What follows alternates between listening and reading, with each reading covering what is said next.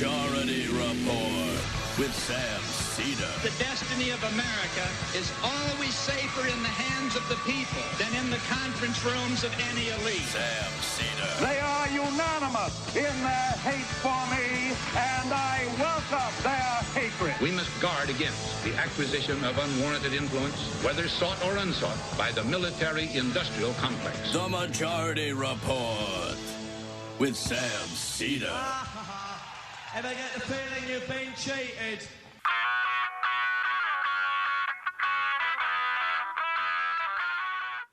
It is Wednesday, September 23rd, 2020. My name is Sam Cedar. This is the five-time award-winning Majority Report. We are broadcasting live steps from the industrially ravaged Gowanus Canal in the heartland of America, downtown Brooklyn, USA. On the program today, Trump to announce the name of the likely next Supreme Court justice by Saturday. You won't like it, but you knew that. Meanwhile, amidst increasing calls for court packing, Joe Biden either doesn't want to or won't hear them. Trump already looking to the court for election help. And the Supreme Court declines to block the sixth federal execution we have perpetrated this year. The House passes a clean continuing resolution to avert a government shutdown, and with it goes all leverage for anything. The FDA supposedly to announce tough guidelines for a potential coronavirus vaccine. You'll recall Alex Azar took over that process just days ago. So we shall see. Meanwhile, Democrats to investigate the Pentagon diversion of coronavirus funds, $1 billion earmarked for things like personal protection equipment, ended up helping build jets. College openings fueled 3,000 COVID cases a day. Arizona and Florida are very close, according to the polls. And Texas seems like it might be too. The Senate's Hunter Biden fishing report fizzles. And 30 Democrats call for an Organization of American States review following their call on the right-wing coup in Bolivia. Federal court rules for transgender rights in schools. And Louisville on lockdown. Announcement of charges or lack thereof in the Breonna Taylor case expected this afternoon. All this and more on today's Majority Report. Welcome, ladies and gentlemen. Thanks for joining us. It is Wednesday. That is the day known as the hump day, apparently. That's what the kids call it, I guess. We're halfway through the week. I'm a little tired. I took a cat to a vet last night at midnight. That's the way I like to party. So, but good news. The cat seems to be okay, at least for the time being, but was very lethargic, and you got to be a little concerned about that when your cat has diabetes. We are now 5 weeks away from the more or less maybe 6 weeks as of yesterday, 5.5 weeks away from the election, or at least the day when in-person voting stops. In many states across the country, you can vote right now. And certainly there's every reason to believe that we will not have results as to who won the election on what we have traditionally called Election Day. I guess it is Election Day. It's just not Results Day. However, the Trump administration, and one of the reasons is in Wisconsin, they have extended the deadline for absentee ballots to come in. In Pennsylvania, they have extended the deadline for absentee ballots or mail-in ballots to come in. And in some places, it takes a long time for the ballots to be counted.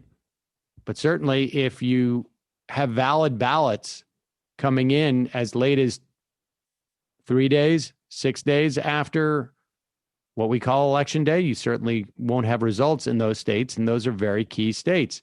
The Trump administration, with the absence of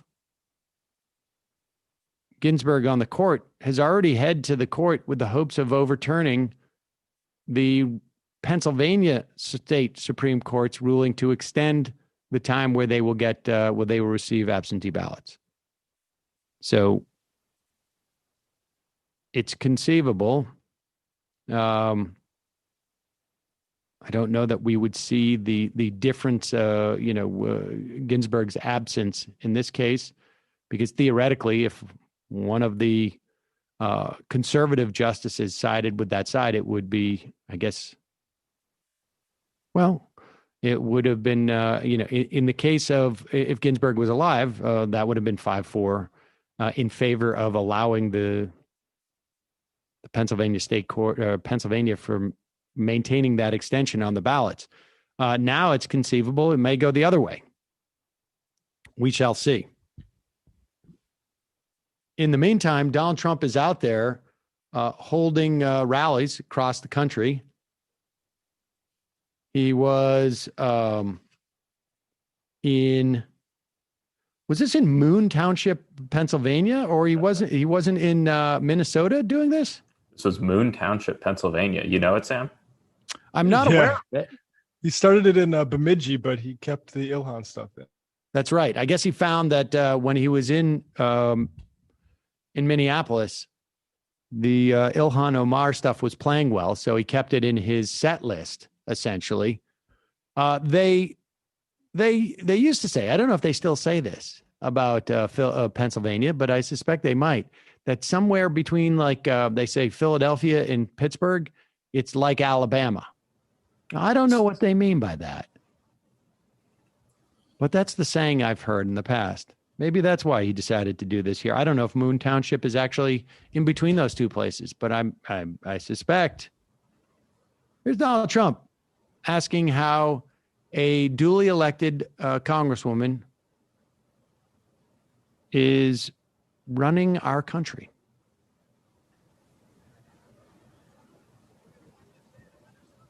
No sound. Let's try that one more time, folks. Bear with us, please. We're going to win the state of Minnesota because of her, they say. She's telling us how to run our country. How did you do where you came from? How is your country doing? She's going to tell us, she's telling us how to run our country. And you know what? She's telling us how to run our country. Well, it's also her country, just FYI. She was 8 years old when she came here as a refugee.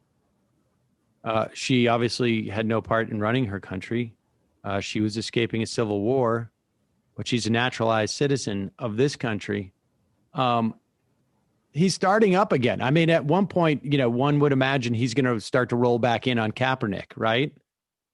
This is the strategy that he's pursuing to keep it close. And then there are reports that, in terms of Pennsylvania, for instance, that at least Republican lawmakers in Pennsylvania are starting to discuss they won't go too public with it, but they are discussing the issues surrounding selecting their own electors. We think we mentioned that last week. What was that? Was some time ago, I guess, with Alex Perrine. Was it with Perrine? When we were talking about the potential ways in which this election is decided by something other than the votes that are cast, not just from the perspective of the Electoral College, but in terms of who actually gets to pick the electors from specific states. Theoretically, a Republican-controlled state house could appoint electors that are different than the ones that were actually elected by the people of their state. We will be talking about that more as we get closer to the election. But in the meantime, if voting is taking place where you live, you should engage in it as soon as possible. That would be a good thing to do. Meanwhile, today's sponsor is BetterHelp Online Counseling. They're giving the Majority Report audience 10% off their first month when they go to betterhelp.com/Majority Report. BetterHelp gives you access to your own fully licensed and accredited therapist via phone, chat, or video. As you know, a lot of therapists, particularly these days, have long wait lists. It can take weeks. It can take you months before you can see them. Then what do you do if you don't like them? I mean, if it doesn't work? Well, with BetterHelp, when you sign up, they match you with a therapist based on your specific needs within 24 hours. And you'll be communicating with them within 24 hours. Obviously, this is a very stressful period of time in just about everybody's lives. I don't know. Occasionally you hear somebody who's like, well, I'm making bread and I'm really excited to be in a bunker or something. I'm making bread and doing yoga. But except for those people, it's a pretty stressful time. And the best way in this instance, when you're dealing with a communicable disease, is to connect remotely. And BetterHelp is designed to do that. And like I said, once BetterHelp connects you with a therapist, if you don't think it's a good fit, you can switch to a new one at any time for any reason for no additional charge. They have thousands of licensed therapists. They're from all over the country. They specialize in a myriad of specialties, I guess, involving therapy that may not be available in your area, may not be I would imagine, to track down, not with BetterHelp. Also tends to be more affordable than therapists that you'd find through traditional means. You don't have to have insurance to use BetterHelp, and they have a financial aid option for those who qualify. BetterHelp is giving everyone in our audience 10% off your first month when you go to betterhelp.com/Majority Report. That's BetterHelp, HELP.com/Majority Report. We will put a link to betterhelp.com/Majority Report in our podcast description and our YouTube description and all our video descriptions. And we will put the HTTPS in it so you can just click on it. So enjoy that. Meanwhile, let's get back to the issue at hand. I'll just give you a sense of what's going on with the right in terms of how excited they are at the prospect of, it's an interesting choice. I think from Mitch McConnell's perspective, and we should say the continuing resolution passed today. And there's two issues with it being a clean continuing resolution that passed in the House. It is the only must-pass bill, as far as I know, between now and the election. I think the debt ceiling was in a deal, I think from last year, if I recall correctly, will not come up again until, of course, Joe Biden is president, if we're lucky, or Donald Trump is president sometime next year. So there are no other must-pass bills. Holding up that bill would not have ultimately prevented Mitch McConnell from holding hearings, Senate hearings. But it could have signaled, and we'll talk more about this later, it could have signaled to the country like, hey, this is a real problem, and the Democrats are doing everything they can to fight it.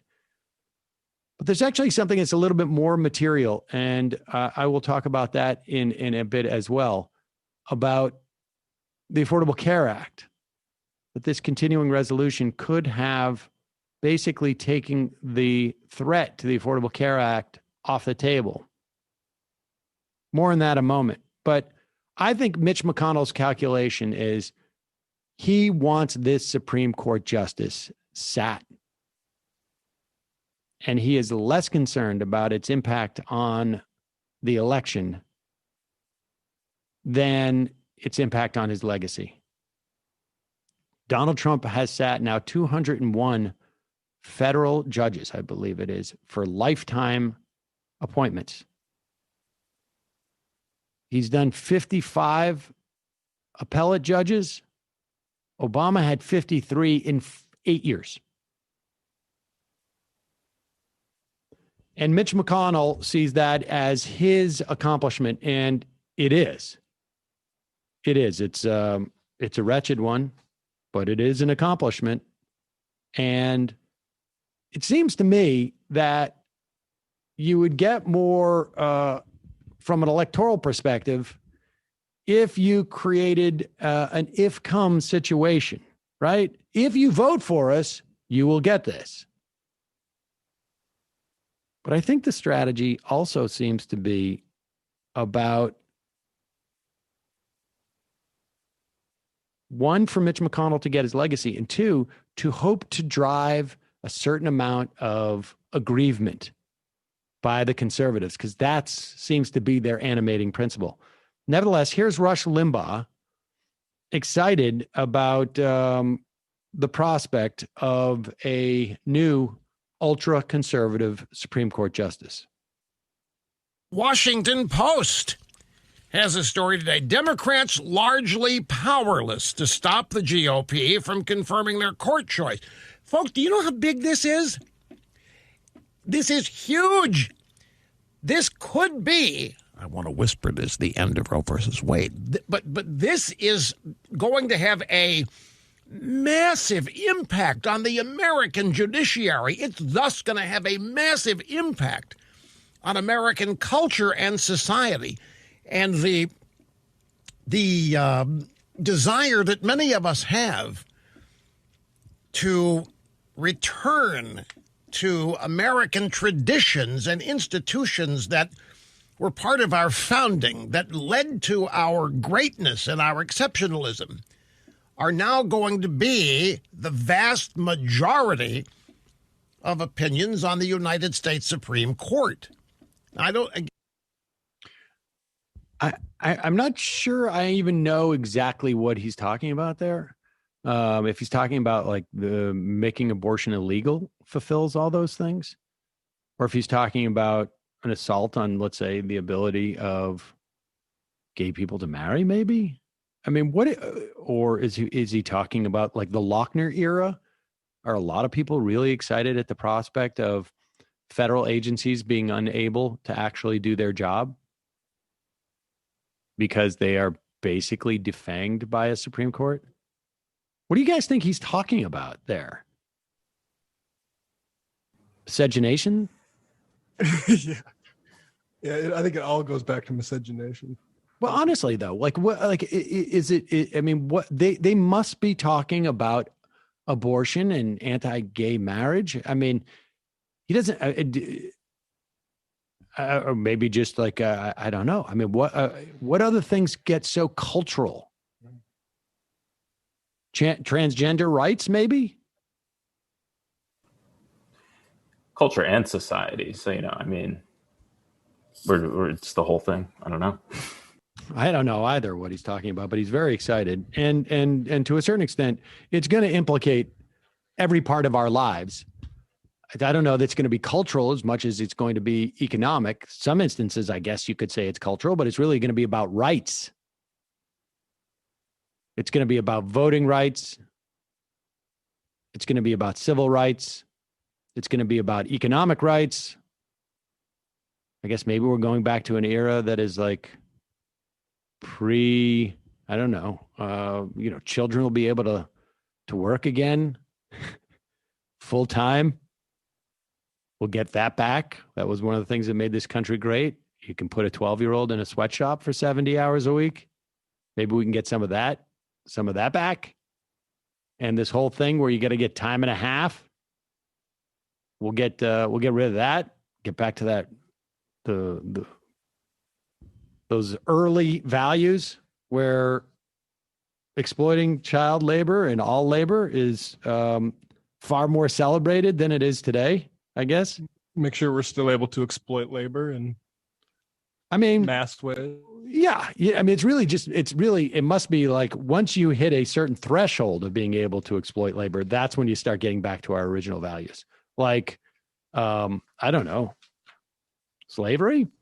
That's what I was thinking. Not talking about reinstituting slavery, is he? There are some people who it's going to be a little bit embarrassing. I mean, look, Mitch McConnell obviously is going to feel no shame about this. Lindsey Graham, who will be sitting on the judiciary, chairing the Judiciary Committee, he has his whole story, right? It's Brett Kavanaugh. Because of the way that Brett Kavanaugh was treated, that's why we should completely reverse our position from 2016. It's going to be a little bit uncomfortable and right now, Donald Trump has a list of something like, 45 people. Most recently came out with a new 20-name list of potential Supreme Court picks. I think every single one of them is a Federalist Society member, which would make sense. There are two you're hearing the most about. One is Amy Coney Barrett. She's in the Seventh Circuit. She is extremely conservative. She belongs to and this has become an issue, and this was an issue, I guess, Dianne Feinstein brought up when Coney Barrett was nominated to the appellate court. She belongs to an interesting, I guess, covenant, or I don't know what ecumenical organization, I think you would call it. An ecumenical organization? That's a very ecumenical way of saying that. Is that like a secret society? Well, I mean, sort of. It is the group called the People of Praise. This is a New York Times report. She is a member of a group called People of Praise. The group members, quote, swear a lifelong oath of loyalty to one another and are assigned and accountable to a personal advisor. It's sort of like what we got going here on the show. Moreover, the Times added, the group teaches, this is a quote, that husbands are the heads of their wives and should take authority for their family. That's the husband is going to be on the Supreme Court too. So or the husband says, you are to sit on the Supreme Court. You're going to be a judge. The newspaper quoted legal experts who worried that such oaths could raise legitimate questions about a judicial's nominee's independence and impartiality. Yeah, I think generally secret allegiances have difficulty being compatible with democracy. But the website describes the group as an ecumenical, charismatic, covenant community. I mean, there's a covenant between each other. We're going to do X, Y, or Z. Modeled on the first Christian community. Freedom of conscience, the website says, is the key to our diversity. Did Pete Buttigieg write this copy? Yeah, no kidding. When he was working for McKinsey. But this is she is in the pole position, as it were. There's a second judge that we're hearing quite a bit about, Barbara Lagoa. She is a child of, I think, Cuban immigrants. And she is equally conservative in many respects, perhaps not quite as religious, but it's unclear. Maybe of a different sort of ilk, as it were. But in terms of intensity of religion, I don't know that she belongs to a covenant. of where she swears a lifetime oath to other people. But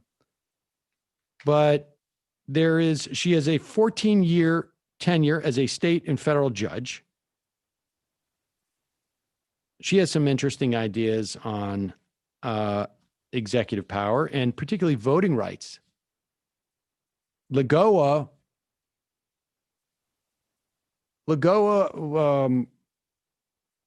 both sat on the Amendment 4, I think it was, case in state court and in federal court. And that is a referendum that was passed by the voters of Florida saying that felons who have served their time can have their voting rights restored. And there was an attempt by the legislature after the people of Florida made that decision to unwind it by saying that many of those thousands of felons have fees and fines, mostly fees, that they owe the courts, and that they cannot vote until they pay those fees. And if that sounds like a price to vote, like a poll tax, the reason is because it's sort of like a poll tax. Not only did people expect Lagoa to recuse herself when she was on the federal bench hearing this case, they also was sort of put off by the fact that she seems to have no problem with poll taxes, which is reminiscent. She has no problem with poll taxes if they coincidentally disenfranchise people, which is sort of reminiscent of what they tried to do with the 13th Amendment, and which they did do with the 13th Amendment for that matter, which was to say, like, well, you can't have a law saying you can't vote if you're black, but you can have, and that's basic, and ending it there. But the idea that you can pass laws that you know will prevent a lot of black people from voting, yeah, you get some wiggle room there. So later, we passed the 24th Amendment, which said no poll tax. But she interprets that as saying, well, you can't specifically charge people to vote, but you can charge them for things that they need to do to put themselves in a position to vote, like register to vote. So those give you like a little bit of a taste of who these folks are. And it is likely one of them will be the Supreme Court justice. Donald Trump wants to appoint a woman, and I think the right would like a woman who oversees at least and provides maybe the fifth vote to, if not overturn Roe v. Wade in its entirety, but to eviscerate it in such a way that we end up with abortion illegal. It's effectively banned in probably about a half a dozen states in the country in terms of people's access and the existence and the ability to have an abortion clinic. But it will explicitly ban abortion ultimately in like 24 states, I think, at this point, depending on what the future of those states are in terms of the legislatures, which is another reason why you should be going out and working for state reps and local lawmakers, get them elected. But it is likely it'll be one of these two. If it is Amy Coney Barrett who ends up winning the nomination, like I say, she is a judge on the Chicago-based Seventh Circuit of Appeals, and she was put there a couple of years ago. Barrett is the one who is part of the People's Family. What is it again? People of Praise. Yeah, the People of Praise. That's the covenant community. This is what she said back in 2016 as to why it was inappropriate for Barack Obama to appoint a Supreme Court justice during a presidential election year. And it's interesting. Her comments are a little bit different. Like, everybody on the right is trying to figure out what's going to be their alibi as to how come they've changed their mind. Lindsey Graham pretends that it was the Kavanaugh hearing, even though he reiterated his pledge to not have an election, a nomination or a confirmation in an election year. She's going to have a little bit of a trickier time if she has to go in front of the Senate Judiciary and explain this comment, I think. Kennedy, the arguments will be that situation was distinguishable. The nomination, the vacancy did not arise in the presidential election year. It arose the year before in June when Justice Powell retired, and Justice Kennedy was nominated in November of the prior year. Moreover, he was nominated after Bork's nomination had failed and Ginsburg withdrew his nomination. So the wrangling for the spot, the conversation about the spot, the existence of the spot had been in play for a long time before that. Moreover, Kennedy is a moderate Republican, and he replaced a moderate Republican, Powell. We're talking about Justice Scalia, the staunchest conservative on the court, and we're talking about him being replaced by someone who could dramatically flip the balance of power on the court. It's not a lateral move, and. Well, they were nodding at that. Now, I believe Amy Coney Barrett represents a dramatic flip in the balance of power. And we may even see it in the context of the Affordable Care Act or in Roe v. Wade. I wonder how she's going to answer that question if she is the nominee. When someone says, hey, it wasn't just about timing, which you said, now maybe you got to, but it also was about the nature of the replacement. Are you suggesting that you are not ideologically, diametrically opposed to where Ruth Bader Ginsburg was? I mean, I'm sure they had some crossover, the Venn diagram, but if you can make that argument about Scalia, how could you not make that argument about Ginsburg? So that should be interesting to see how that works out. But by interesting, I mean still, sort of frustrating and in no way going to. I mean, it's just going to be interesting to see what she says if she ends up being the nominee. Lagoa is being pushed because Donald Trump needs to win Florida. And there is a sense that if he appoints Lagoa, that will help him in Florida.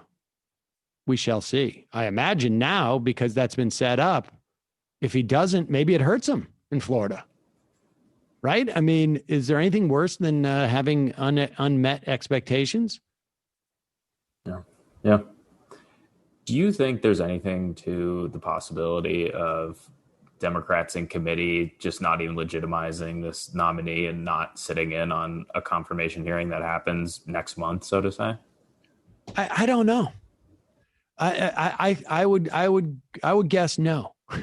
I mean, I think it's a legitimate move, but I think they have firmly decided, it seems, and you can see this with Joe Biden, and you can see it with all the plan is, and I mean, I guess I can understand the logic here. I think it's a huge missed opportunity. I think it's a classic mistake that the Democratic establishment is making, which is people don't like to see any conflict and there's no value in it. So what we're going to do is just really quietly be upset.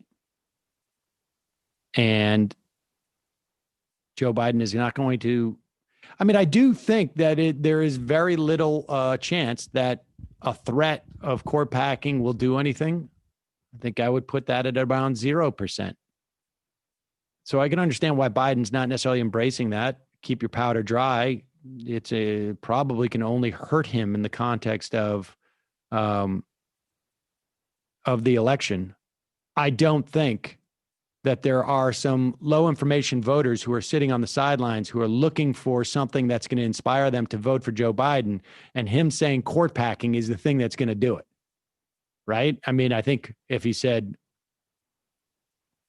you're going to have health care and it's going to be free, that might do it. If he was to say like federal $15 minimum wage, that might do it.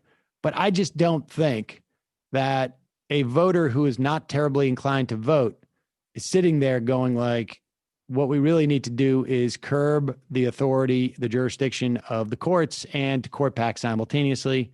I just don't think that's happening. Right. So I don't see any value there. But I do see value in the Democrats putting up a bigger fight than they have. There's two issues here that I think, we had a missed opportunity in the passing of this continuing resolution. Nancy Pelosi said it was only the exuberant left that wanted Nancy Pelosi to hold off on the continuing resolution as a leverage point. That may be the case. There's other parts of the left that want to save the Affordable Care Act. And there was an opportunity for Nancy Pelosi to have done that with the continuing resolution, and she didn't do it. And I think there was a sense that that there would be a little bit more time before they passed that continuing resolution. I think they pushed that through quickly because they didn't want the Democrats to sort of like glom onto this idea. Right now, as you know, there was a case out of Texas that challenged the individual mandate as being unconstitutional. And it was done so on the grounds that it was originally considered a tax by the Supreme Court, and that's why it was found to be constitutional. The Congress, when it was controlled by the Republicans, got rid of the penalty, essentially the tax associated with the individual mandate. So it was a taxless tax, which Texas and some other states claimed was unconstitutional. A district judge who was literally a former Republican staffer deemed it unconstitutional, said the whole law is unconstitutional. That went up to a appellate court. They found that it is unconstitutional, but they sent it back down to the district judge to find out if that unconstitutional provision would sink the entire Affordable Care Act or whether it was severable. Can you take this one part of a law and say this part is unconstitutional, but the rest of the law is fine? Now, that's a fairly obvious finding because Congress made that determination. Congress said that the entire law is not reliant on the mandate, and they did so by making the mandate zero. The penalty zero. So there was no mandate. Congress, in their action, they did not repeal the Affordable Care Act. They only repealed the mandate. And so they basically said, they repealed the mandate effectively by saying that there is no penalty in not adhering to the mandate. So nobody took this case seriously, but it did go up to the Supreme Court because when you have a circuit court that determines that something is unconstitutional, that the Supreme Court has said is constitutional, that ends up, those are the cases that they take. The assumption was that John Roberts was going to rule with the 4 left of center justices and say, maybe there's no even standing.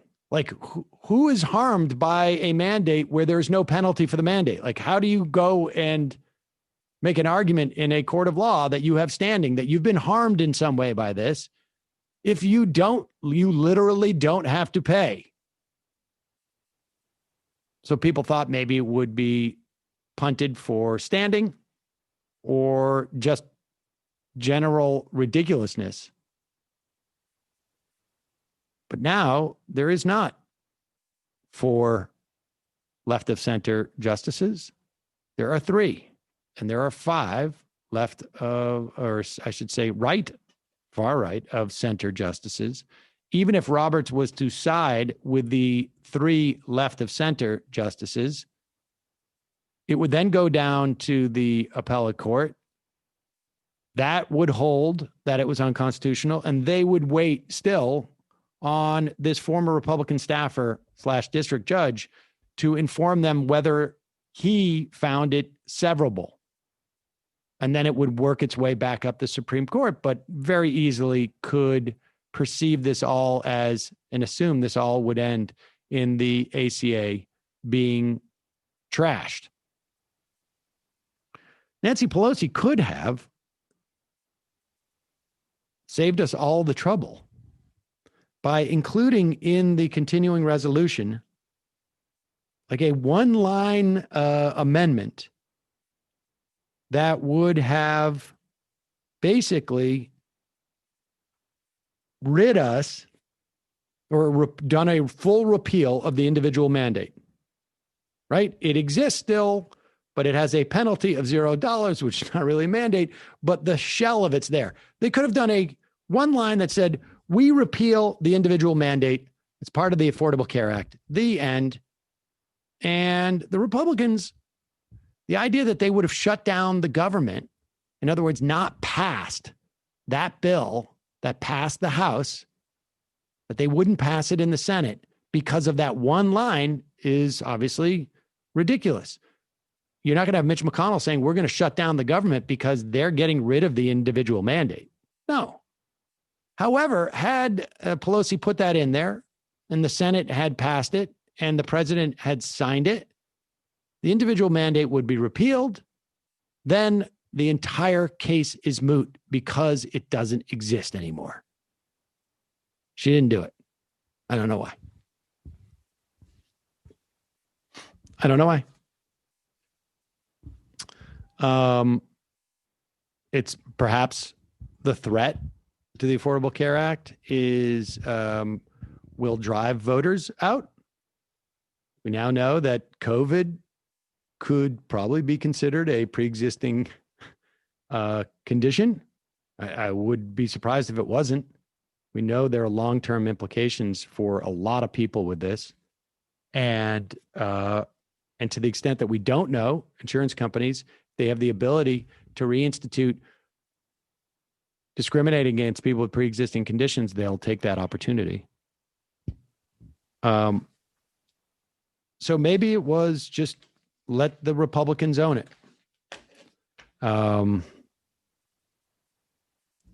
We shall see.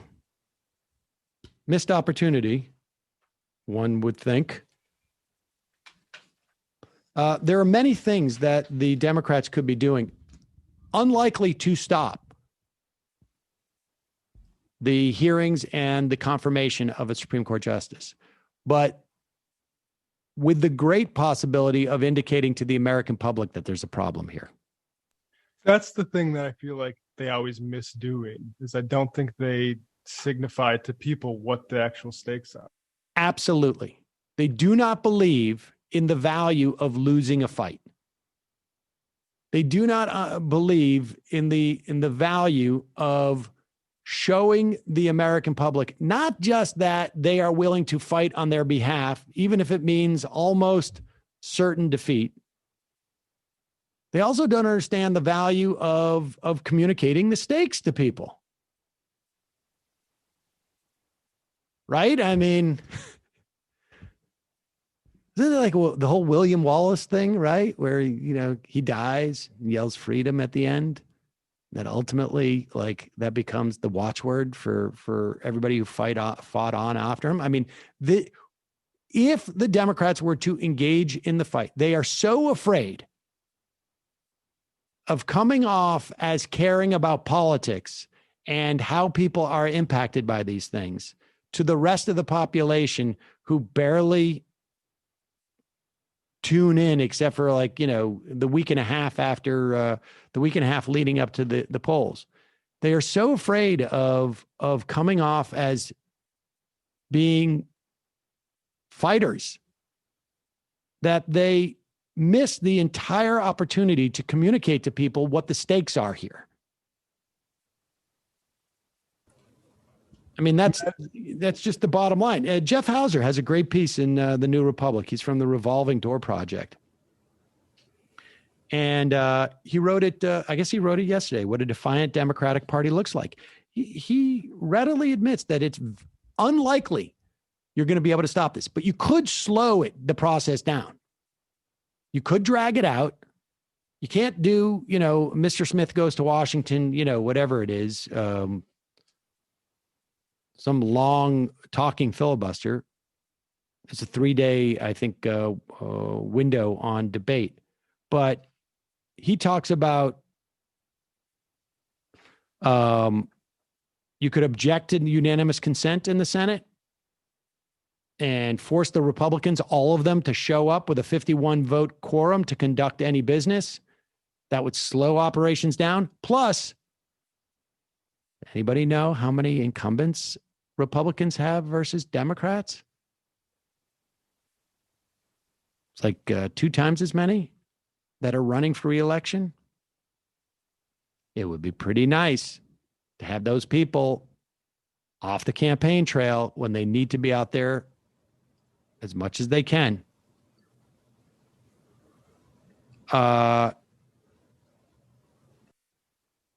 You could also start to send up impeachment from the House. You could impeach Bill Barr, make the Senate deal with that. Mitch McConnell will get it out of the Senate. We may not even have hearings, right? They could just vote on it. No. But then you do Louis DeJoy, says Hauser. And you, Alex Azar. Anybody happy with the way the coronavirus response? Something like 65, 70% of the American public think it's problematic. You just keep throwing these up there. I don't think there's a huge contingency out there going like, Democrats are just not letting the Republicans have normal Senate procedure in these days. They're being really cumbersome. You could have the House Foreign Affairs Committee passing war powers resolutions for the dozen or so conflicts for which there is no congressional authorization that we're involved in. That is also, and the reason why you would do that and the reason why you do impeachment is both of those are privileged, which means that the Senate has to dispense of them before they move on. Now, none of this is likely to prevent the seating of this justice before or certainly after the election. But again, it is a way to communicate to the American public, this is bad what they're doing, and we're doing something extraordinary to prevent them from doing it. And if you don't communicate that by action, how can you justify it by lip service? It just doesn't work. Imagine if William Wallace yelled, be careful about the optics before he died. Exactly. Like, I don't want to yell. I don't want to hurt anybody's ears. So I'm just going to whisper. I'm going to think it. I'm going to think it. I'm not going to yell it out. I mean, I hate the glorification of that movie and that guy. And there are people who are talking about packing the court, though. The most notable that really shocked me was Russ Feingold.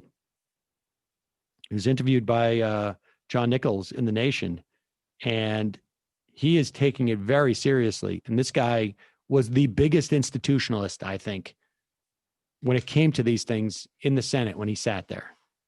He would almost automatically vote for a nominee for the president of the United States based upon the grounds that they have a right to their nominee. But he is now talking about packing the Supreme Court. I was shocked by that. I was really shocked by that. Here is Donald Trump talking about how important it's going to be to add a ninth justice before the election. This is him talking on the White House lawn yesterday. Go ahead with this and to tear the country apart. What's your reaction? Oh, I don't think so. We need 9 justices. You need that. With the unsolicited millions of ballots that they're sending, it's a scam. It's a hoax. Everybody knows that. And the Democrats know it better than anybody else. So you're going to need 9 justices up there. I think it's going to be very important because what they're doing is a hoax with the ballots. They're sending out tens of millions of ballots, unsolicited, not where they're being asked, but unsolicited. And that's a hoax. And you're going to need to have 9 justices. So doing it before the election would be a very good thing because you're going to probably see it because what they're doing is trying to sow confusion and everything else. And, when they talk about Russia, China, and all these others, they will be able to do something here because paper ballots are very simple. Whether they counterfeit them, forge them, do whatever you want. It's a very... So he's asked, people think it's very contentious that you would appoint a Supreme Court justice with, 35 days before an election, 40 days before an election. Oh, well, we need 9 justices because I need somebody to establish that the Democrats are cheating if I lose. They might need to decide an election. We need them there to decide an election. And I don't want this to be close. I'm a little bit worried about John Roberts. So we need 9. Right? I mean, theoretically, it's 5-3 right now. I think he feels like he cannot count on Roberts. So he wants one more justice there. And so what's on his mind as to why this is so crucial. And I think Mitch McConnell's perspective, he will go down in history as having fundamentally altered for generations the trajectory of American law in this country, and perhaps successfully prevented things like a Green New Deal, things like Medicare for all, things like tenant rights, things like functioning regulatory state. I mean, honestly, we could spend all day because they're going to have decades to work on this project. And it's all going to go in one direction. This is not going to be one of those things like the pendulum swings back and forth. The pendulum is going to swing to the right, and then it's going to get unhinged from the part that's at the top. And it's just going to go whoop, and then just slide off the screen, essentially. That is the prospect we are facing. How to resolve that if Joe Biden wins is a question for then. I mean, I think it's good. There are people out there, guys like Ross Feingold, who are saying we need to pack the court. But I don't think saying it now by Joe Biden is going to change anybody's vote in the Republican caucus. I mean, that's obvious, it seems to me. And I think you do that if he wins. You start to talk about it, and then you do it. But people do need to know the stakes so that there is a predicate for doing something like that. Don't you think that there are Democrats that should be out there basically saying every day that Trump is, I mean, even more so than they are now, saying that he is telegraphing that he is sending the results of this election in states that might be close to the Supreme Court? I mean, not to be alarmist, but he's saying it in that video. Yes. Yeah, they should be. I mean, I think a lot of them are. I think it's just, and I think as we get closer, we're going to hear more of it. But again, some of this stuff is like, the table is set, and then people come and sit down at the table an hour later, and the table's set. Mm-hmm. And so, yeah, I think that we should be hearing a lot more about this. And the problem is, is that the best way to do that is to do stuff like we're going to shut down the government. Why are you shutting down the government? Because Donald Trump is out there talking about how he wants 9 people on the Supreme Court because he's convinced that they're going to be able to overturn an election. When you don't do anything, when you don't fight, you can't even communicate the stakes. You get no political benefit out of it. But the entire strategy by the Democratic leadership is to pretend that they don't, and they being the Democratic candidates, don't exist. And it's not just like, and it means that Congress can't do anything against the president. Joe Biden can't do anything. And by do anything, I mean like actually something involving policy as opposed to he's a jerk or, I mean, he is a jerk and you should say that, but you should say it in the context of he's a jerk and he's done this, which is a jerky thing to do. And so we're going to do this. And we've got a 1 in a million shot of winning. But it's that important to the American public that we take that 1 in a million shot and we give it, everything that we have. I mean, that's like, it's every movie that you've ever seen, right? I mean, that is how you create how you indicate the stakes to people. And if people don't feel there's stakes, they're not going to come out and vote in the numbers you need. Now, they very well, and this is the bet they're making, that everybody knows the stakes involved with Donald Trump. And for the people who don't know the stakes involved in it, we're not going to be able to convince them of the stakes of it. We just have to hope that they are just mildly sick of this, and then we'll vote for Joe Biden. I mean, that's the theory that they're operating under.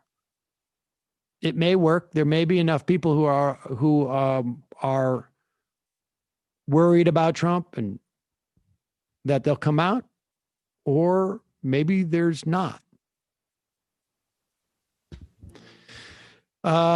You got 40 days, folks. I don't know, 45 days. I can't count it out. You can count it out. It's November 3rd, isn't it? You guys all have calendars, don't you? We're going to take a quick break, head into the fun half of the program. We will take your phone calls. We will take your IMs. We will play some clips. First, allow me to remind you that this program relies on your support. You can become a member at jointhemajorityreport.com. When you do, you support the free show. And you get some bonus material in the form of the fun half, which is actually it's really more like a 6/4 situation. It's more than half of the show. So huge value. JustCoffee.coop, fair trade coffee, tea, or chocolate. Use the coupon code majority, get 10% off. Also, listen to the AM Quickie. We did some stories in the AM Quickie today that I didn't get to today. Stuff on the UN, right? Right, Brendan? What else did we do in there? I can't remember, but you should check it out. amquickie.com. You will get, we do 3, this is all within 6 or 7 minutes. So we do 3 major stories and then about 4 smaller ones. So you will really get a good idea of a range of stuff that's happening out there. amquickie.com, or you just look for AM Quickie on your podcast servers and whatnot. Don't forget, check out the Noma Key Show. You can find the Noma Key Show on youtube.com/the Noma Key Show. And you can also, she starts today at 3 p.m. Always has great guests. Also, don't forget the Antifada. Find that at patreon.com/the Antifada. Matt, what did you guys do on TMVS last night? We had Utah University of Utah economics professor Marshall Steinbaum on last night to talk about the California Assembly Bill 5, which is about sort of employment status and has particular relevance to the gig economy. And we talked about a proposal by Harvard Law called sectoral bargaining, and why their version of sectoral bargaining might not be what labor needs. And so kind of a wonky discussion. We also had Jeremy Johnson on to talk about integral theory in the left. He talked with Leisha about that. So check that out, folks. Patreon.com/TMBS and the Michael Brooks Show YouTube channel. All right, folks. We'll see you in the fun half. You are in for it. All right, folks. 646-257-3920. See you in the fun half. Are you ready?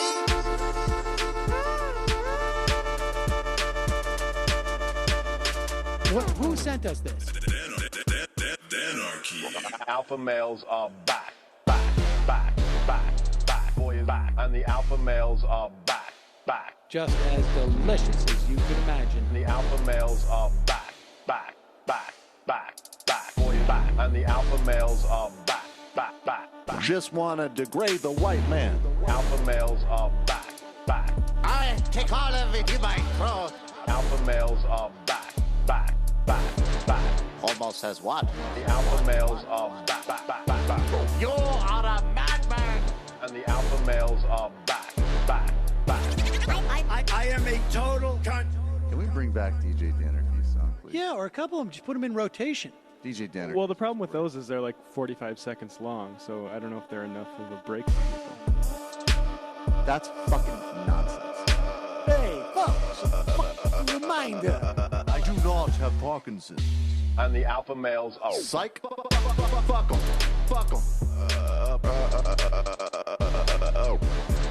Almost says what?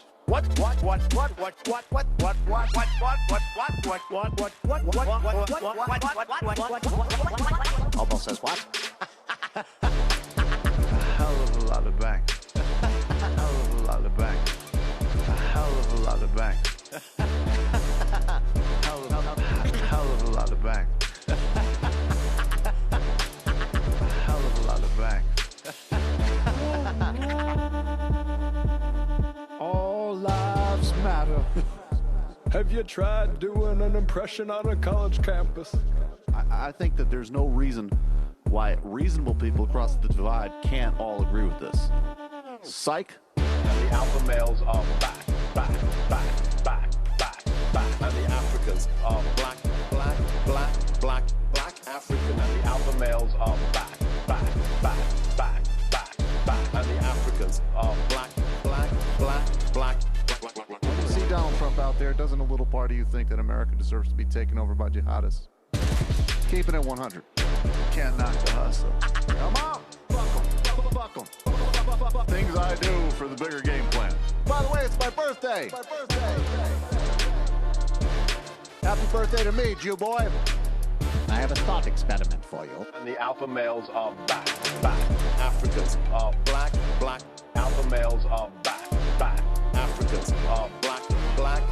Come on! Come on! Someone needs to pay the price for blasphemy around here. I am a total pussy.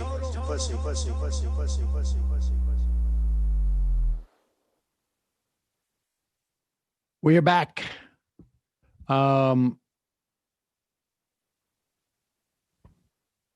In Louisville, they're going to announce whether there are any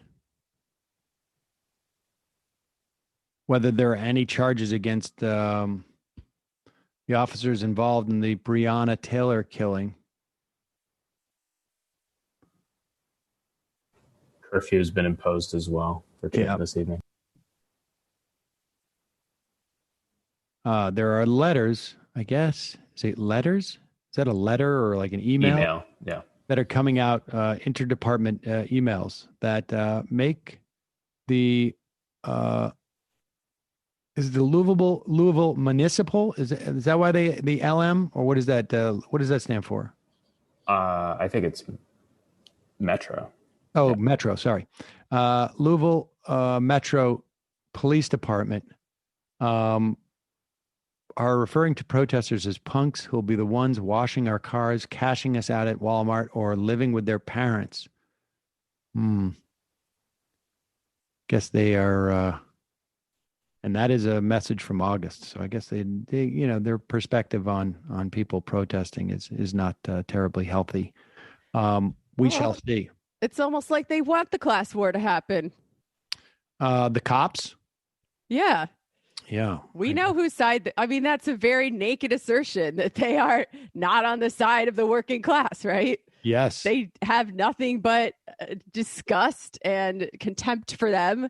And you know what? That's the purpose they serve in this world. So it makes sense that they would feel that way. And it makes sense that working class people would want to rise up and defeat them.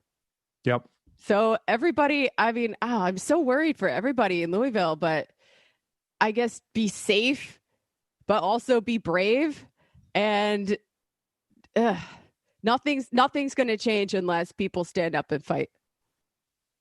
They obviously have known about this. I mean, we'll know shortly, but it certainly appears that they have known about this, or maybe they're just doing their due diligence and getting people out there. I guess one way or another. I mean, it would be an indication that they've known about this. Let's just get back. I want to just get back for a moment. Matt Stoller has a pretty good thread on this question of the Democrats and how they should respond. I mean, this is presuming that Joe Biden wins. There is now internal concern that Dianne Feinstein, who is 87 years old, is not up to the task of running the Judiciary Committee, or not running the Judiciary Committee, I should say, being the minority, the senior minority member of the Judiciary Committee, running, I guess, the Democratic strategy on the Judiciary Committee when it comes to these Supreme Court hearings. She's 87. And I find it, it's hard to imagine that someone who is 87 is at the top of their game. I'm sorry. I mean, I have parents in my 80s. I'm not my 80s, their 80s. And they're early 80s, I think. But it is, Dianne Feinstein is, I don't know. That's not the first person I would pick if I wanted to go to battle. But here, put up this Matt Stoller thing, because he also has he says the right way to address the conservative takeover of the courts is to actually pass bills, try to govern in a way people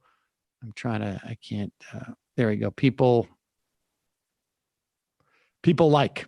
If the courts stop you, then you fight them. But the whole pack the court first gets the sequencing backwards. I mean, I agree with this. I think it's important to talk about packing the courts. I think it's important to get people into the mind frame of like this should happen. The problem with the just packing the courts right now is that it is about the process. Insofar as the reason why people are saying pack the courts right now is exclusively because the Republicans stole a seat. I mean, you could argue that they either stole that seat last time and this one's okay, or they stole this one and the last one is okay. They're inconsistent. And that's the only reason given to pack the courts. However, keep going back to the Stoller thing. However, what he's saying is you need to be a little bit more like what FDR did, which is here's stuff that people like, and the courts are about to take it away. And then you can go back to the idea of hey, not only are they taking away stuff that people like, but they're there illegitimately. Scroll back up for a moment.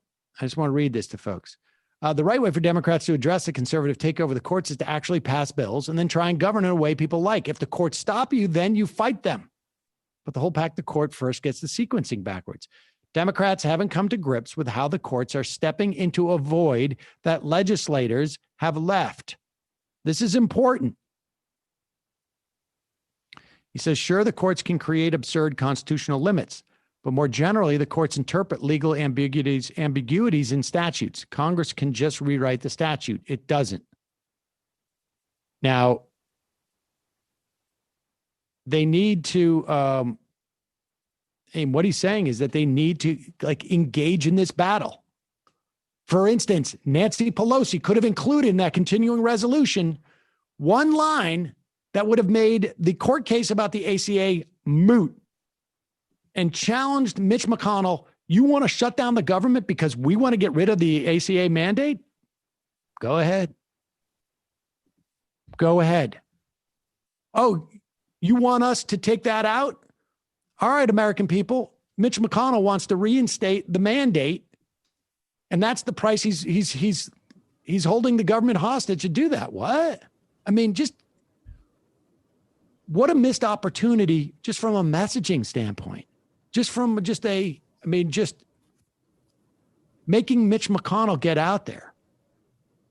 So then her assessment is that it would be better if they did repeal the ACA entirely and they have no plan ultimately to come in with after the fact and people lose health. It's unclear whether the court will shut down the ACA. It's going to take some time because it needs to go back down to the court, and then the district court guy needs to decide whether it's severable, and then it goes back up to the Supreme Court to find out if it's severable. And then conceivably, it's possible that by the time all that I just explained happens, or in the course of that the House and the Senate and the presidency will be in the hands of Democrats, and that will be fixed. But they do not see the value of fighting and making the Republicans do anything. Their entire strategy for this election is just a referendum on the Republicans without us even providing commentary as to why they're bad. It's a strategy. It may work because, Donald Trump is horrific, but it doesn't set you up to do anything. And it's no guarantee.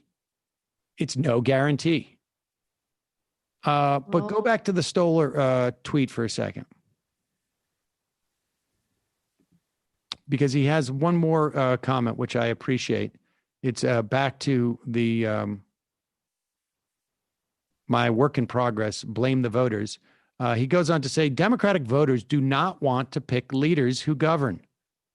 That is why Dianne Feinstein is an 87-year-old, incredibly lazy senator from California.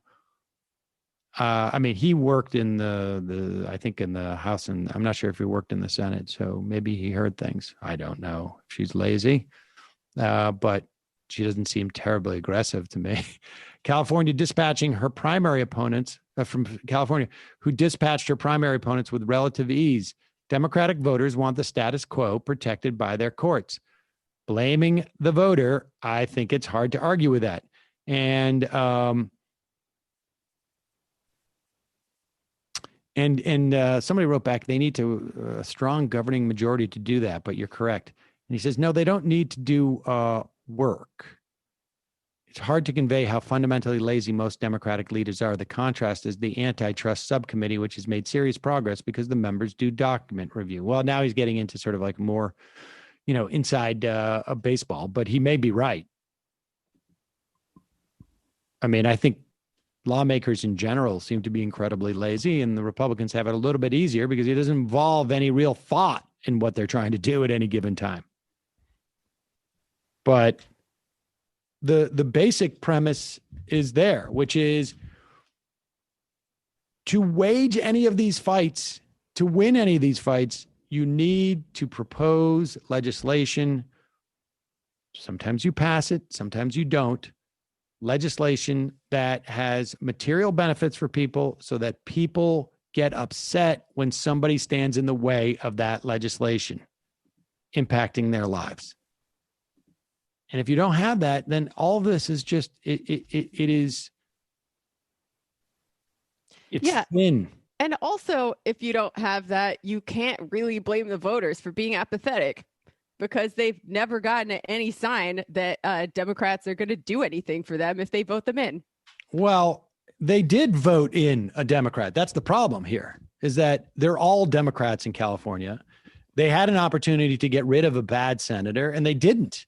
So you can blame the. Well, I think a lot of that is down to low turnout and voter apathy, right? Sure, some people are still going to vote, but turnout wasn't that low. A lot more people would vote, don't you think? If I mean, we don't know, actually.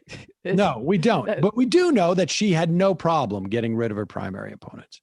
And so the bottom line is that Democratic voters need to care more about this stuff. Sure. Right? But the process, like, the buck doesn't stop there, right? Like, why do they care so little about this stuff? It's because they've been depoliticized for decades and decades by a government that does very little for them.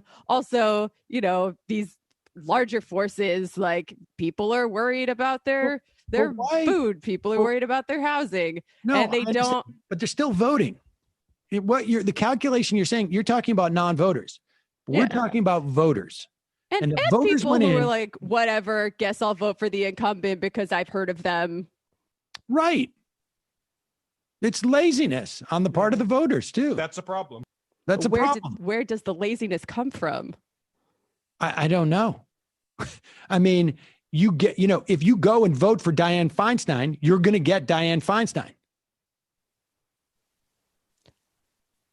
I'm just saying, it's a little bit idealist to think that these kinds of behaviors or shifts in behavior come from just purely within people as individuals and not as part of a political economic process that's been happening for a really long time.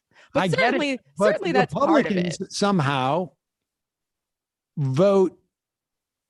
They're much more aggressive in voting for people who are, supposedly, they are much more aggressive and less lazier about voting, it seems to me. And so maybe there are people who tell them who to vote for and they go and do it. But Yeah, I mean, it's the really Republican hard Party to make the argument that all the things that you're talking about, I can understand that there are people who are disaffected by the process and therefore they don't vote. Okay. I can understand that there are people who think that, well, politics don't bring me anything. And so therefore I'm not going to vote. But it's really hard to apply that dynamic to people who say politics don't bring me anything. Therefore I'm going to vote for the incumbent. Well, it's complicated. Well, no, I understand it's complicated, but there has to be another part of that story. And I think that I think the other part of the story is depoliticization. I mean, look, obviously the media and all this stuff and the Democrats like governing and what they've been able to put on the table and willing to put on the table over the past 20 years has had an effect on this. But I think just the simple point Stoller's making is like, this is the reality of the electorate that we have right now, and it needs to change. Yeah. I mean, that's the thing is that, you can argue that like there needs to be people who are out there who are, but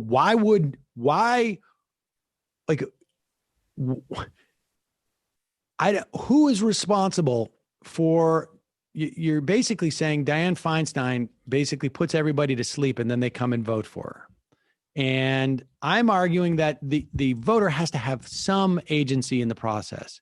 Now, yes, I agree, obviously, that people need more information and need to understand these things and contextualize them. That's why we're here, right?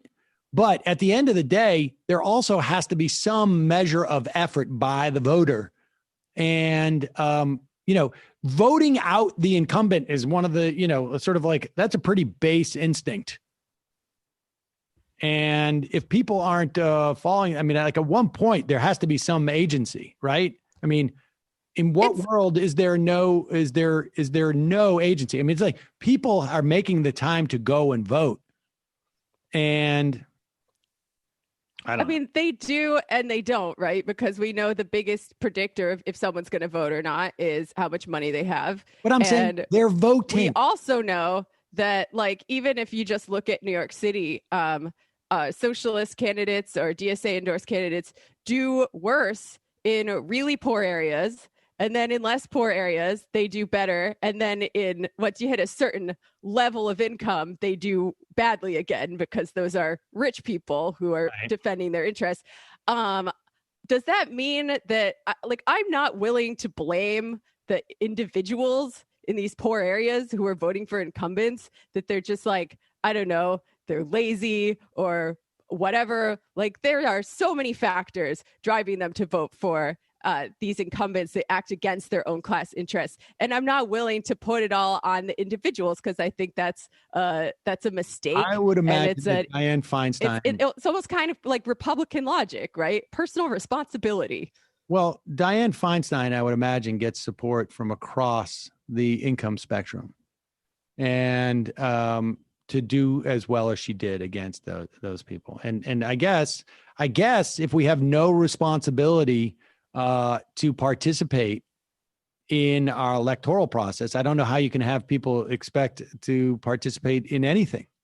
Well, I think the responsibility lies with the left and the people running against incumbents and the people running more progressive candidates to build the kinds of working class and progressive institutions that would convince people that A, this election matters, and B, it's possible to improve your lot by voting for progressive candidates. And I think the left has a lot of work to do where that's concerned. But I'm not going to put 100% of the blame on people who are, just trying to survive from day to day.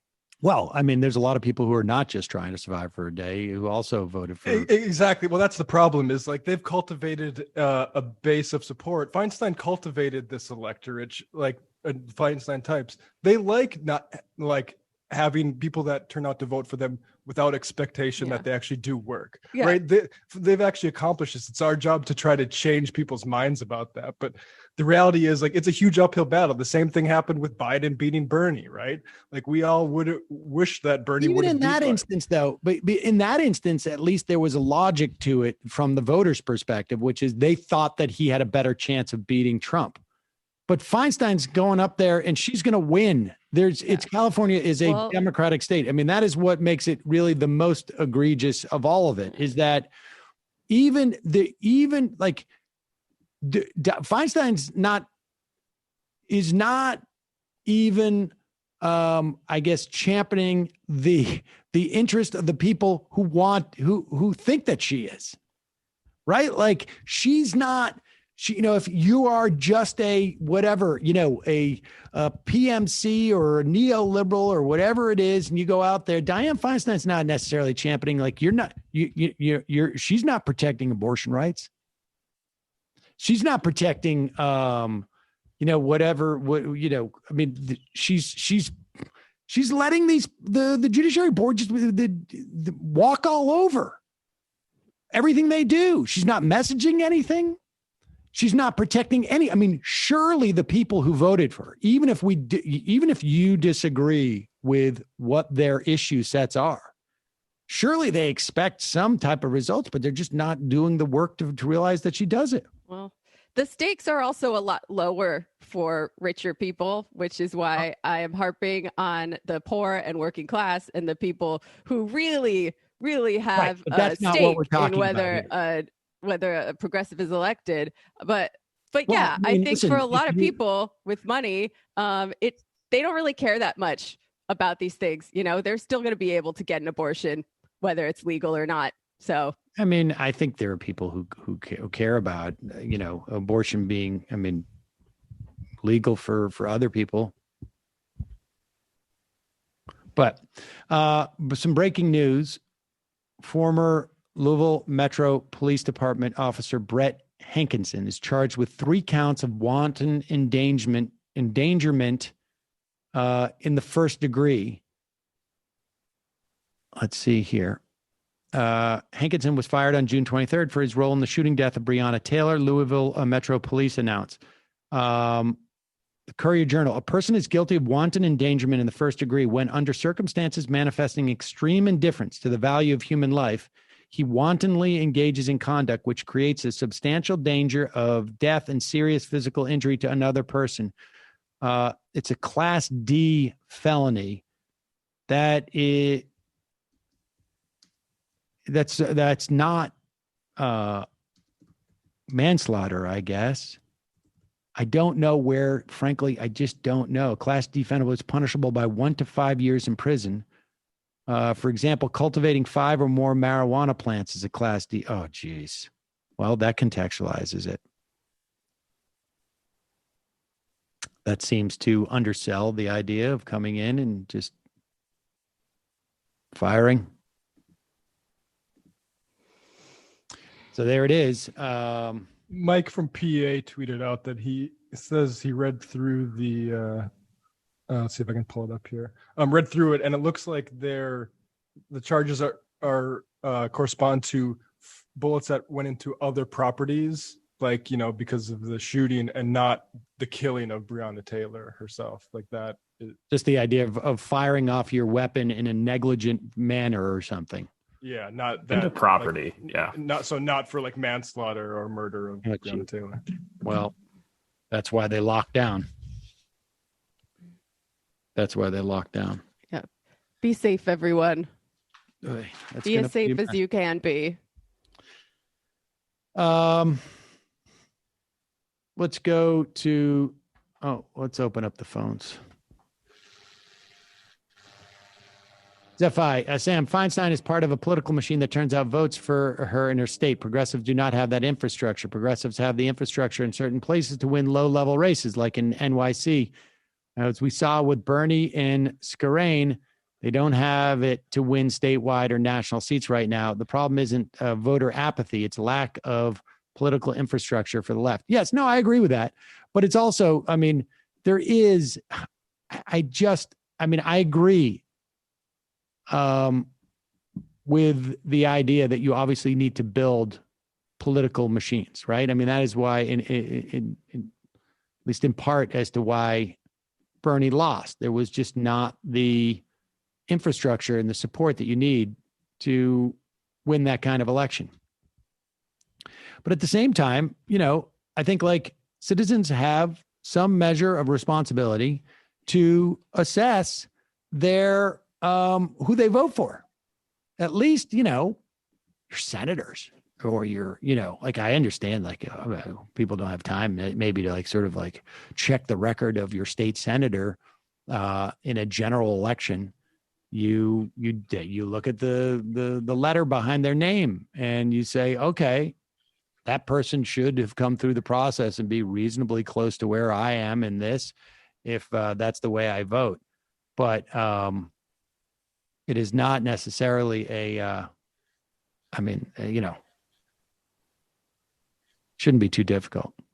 Part of this is like, I'm thinking about my own voting behavior, and I know for a fact there is no way that I would know who any of the down ballot candidates are, the judges or anything. Oh, right. If I were not a member of a leftist organization that has people who do know these things and are willing to share that knowledge with me, right? That's an example of an institution that helps people make those choices. So if you don't have that, like, it's a lot less likely that you're gonna have that knowledge. Right. No, I agree. But that's a very good example. But the question becomes, at what point, how important is the political figure that it becomes incumbent upon you to engage? And like, I get the idea that like, hey, I don't have time to find out what the county judge I should be voting for, or the comptroller, or, you know, or the state senator. I can even see that in, you know, congressman. But there's only like, you know, she's been a senator for a long time. And I can see it in some cities. Like, I don't know. Would that be an excuse for the presidency? You know, because at one point we expect people to sort of like be able to make an assessment about politicians, understand ones that are, you know, way under the radar. But like, if someone was to say to you, like, you know what, I'm not paying that much of attention in terms of like this whole thing with Trump and the other guy who's running. Now, yeah, I would say like, okay, that is a voter that, you know, it's incumbent upon the Democrats to still convince to vote. You wouldn't do it in the same way. You would make it like Joe Biden's a good guy or something, or, you know, I don't know. But I would also say that voter, they're dropping the ball. They're not really paying attention enough for a country that they, you know, like they're a bad citizen. Yeah, I guess I tend to think it's less useful to look at things in terms of individuals' culpability or morality or failures than it is in terms of the systemic patterns that bring these things about. That's true. But I'm not saying culpability, and I'm not saying morality. I'm not saying they're a bad person. I'm saying they're a bad citizen.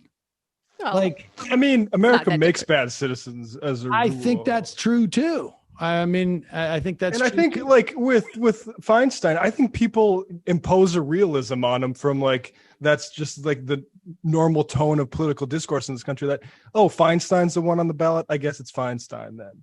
Like, I mean, yeah, people should turn out to primaries, but that's a huge task. And I think like, I don't know, when I was voting in North Dakota, it's like, I'm voting for the Democrat. Like they all sucked. They're all horrible. But it's like, I mean, that's why the horridness of the GOP, I don't know what it's like to be from a blue state, but I imagine it's like. This is also the general, I think, when it comes to California in particular. I think she ran against a Democrat in the general. If I remember correctly, it was the guy from the, I can't remember his name now. I interviewed him. But in California, they have a jungle primary, right? Evan De Leon. Yeah, De Leon. She ran against De Leon, I think, in the statewide, in the general. So it's not really we're talking about the primary in California, right? I mean, it's just like you had an option for two Democrats and you went with Feinstein. Yeah. I mean, I don't know. I think the incumbency thing, like, it doesn't surprise me. Yeah. No, I'm not surprised necessarily. And I'm not saying they're immoral people. You're just saying they're bad citizens. I'm saying they're bad citizens. This is the result, I think, of a generation of leadership realizing we don't have to cultivate them. We just have to maintain what we inherited from the New Deal. I think that's basically the Democratic Party's problem. I think that's true. I think that's true. And the era of Reagan, basically, you know, telling people like, we've got this, we'll take care of this. You don't need to care about government and center it in your lives. And that government is bad. An entire generation of people voted for that. People under 30, 60 to 40 voted for Reagan in 1984. So that goes to show you what we're living with. And not just Reagan. I mean, kind of as recently as Obama, right? He's like, oh, I'll take it from here, guys. No need to do all this grassroots stuff anymore. Let's go to the phones. Calling from a 210 area code. We've got two numbers. 210? 210. Antonio. Oh, John from San Antonio. How are you, John? I'm good. Yeah, I want to agree with you that the best chance of your vote counting is to vote early in person, and that's what I plan on doing. So if you want to vote by mail, please vote as early as possible, because many states your ballot has to be received by November 3rd. In Iowa, you get 7 extra days, but your ballot has to be postmarked by November 2nd. In Wisconsin, they extended that date where ballots can be received by 6 days. In Pennsylvania and North Carolina, they can be received 3 days after the election. In Texas, you get 1 extra day. The Supreme Court, the White House is contesting, I think, that in Pennsylvania. But go ahead. Yeah, I think they're contesting in Wisconsin also, because it was a federal court who just ruled on it. But because they're taking it to the state court, so we'll see how that plays out. But that's the way it stands right now. So I enjoyed your conversation with David Dayen on Ring of Fire that first aired on September 11th concerning Dayen's article entitled "The Winner of Our Discontent." The article's subtitle is projecting the 78 hiring days after the election. Right now, there are 6 states that Trump won by a relatively small margin. Biden is ahead in all 6 of those states. In only 2 of those states is it within the margin of error. That's Florida and North Carolina. If you look at the polling, there are 4 states that have toss-up races. Texas, Georgia, Ohio, and Iowa. A lot of people want to know what's Trump's easiest path to winning, so I'll give that now. Trump will have to hold Pennsylvania, where Biden is up by 4.6, Arizona, where Biden's up by 4.5, Florida, where Biden is up by 1.7, and North Carolina, where Biden is up by 1 point. So there's a data firm called Hawkfish who warns of a red mirage on Election Day. According to their data, Trump will have a 408 to 130 lead in the Electoral College, with only 15% of the vote by mail ballots counted on election night. Wait. So Hawkfish, and I think that's the Bloomberg outfit, right? They're saying that on election eve, he's going to have a 406 to 138 electoral vote lead on election night. Yeah. On election night, right? Wow. I actually think that's wrong. I'm going to go through why I think that's wrong. But I mean, that's their projection, that there'll only be 15% of vote by mail ballots cast, and so Trump will have this huge lead. Will be counted. So as time goes, will be counted. Right. So as time goes on, 75% of mail ballots are counted. Perhaps 4 days later, the lead will probably flip to Biden's favor, and then the final model has Biden winning by 334 electoral votes to Trump 204. So I'm not sure that's right. I averaged the polls of Biden voters, and 56% said that they would vote by mail, with only 17% of Trump voters saying that they would vote by mail, while 59% of Trump voters said they would vote on Election Day, while only 23% of Biden voters plan to vote on Election Day. And while I agree that we should be prepared for at least a week-long count, there's a possibility that votes could come in earlier than expected. In Florida, they start counting mail-order ballots and early vote ballots on all of these states 22 days before the election. In Arizona and North Carolina, they start counting ballots 14 days in advance. Unfortunately, Pennsylvania, Michigan, and Wisconsin don't start counting ballots until the morning of Election Day. And they can't finish until later, right? In some of those states you just mentioned. They're not going to finish for days. Right, that's correct.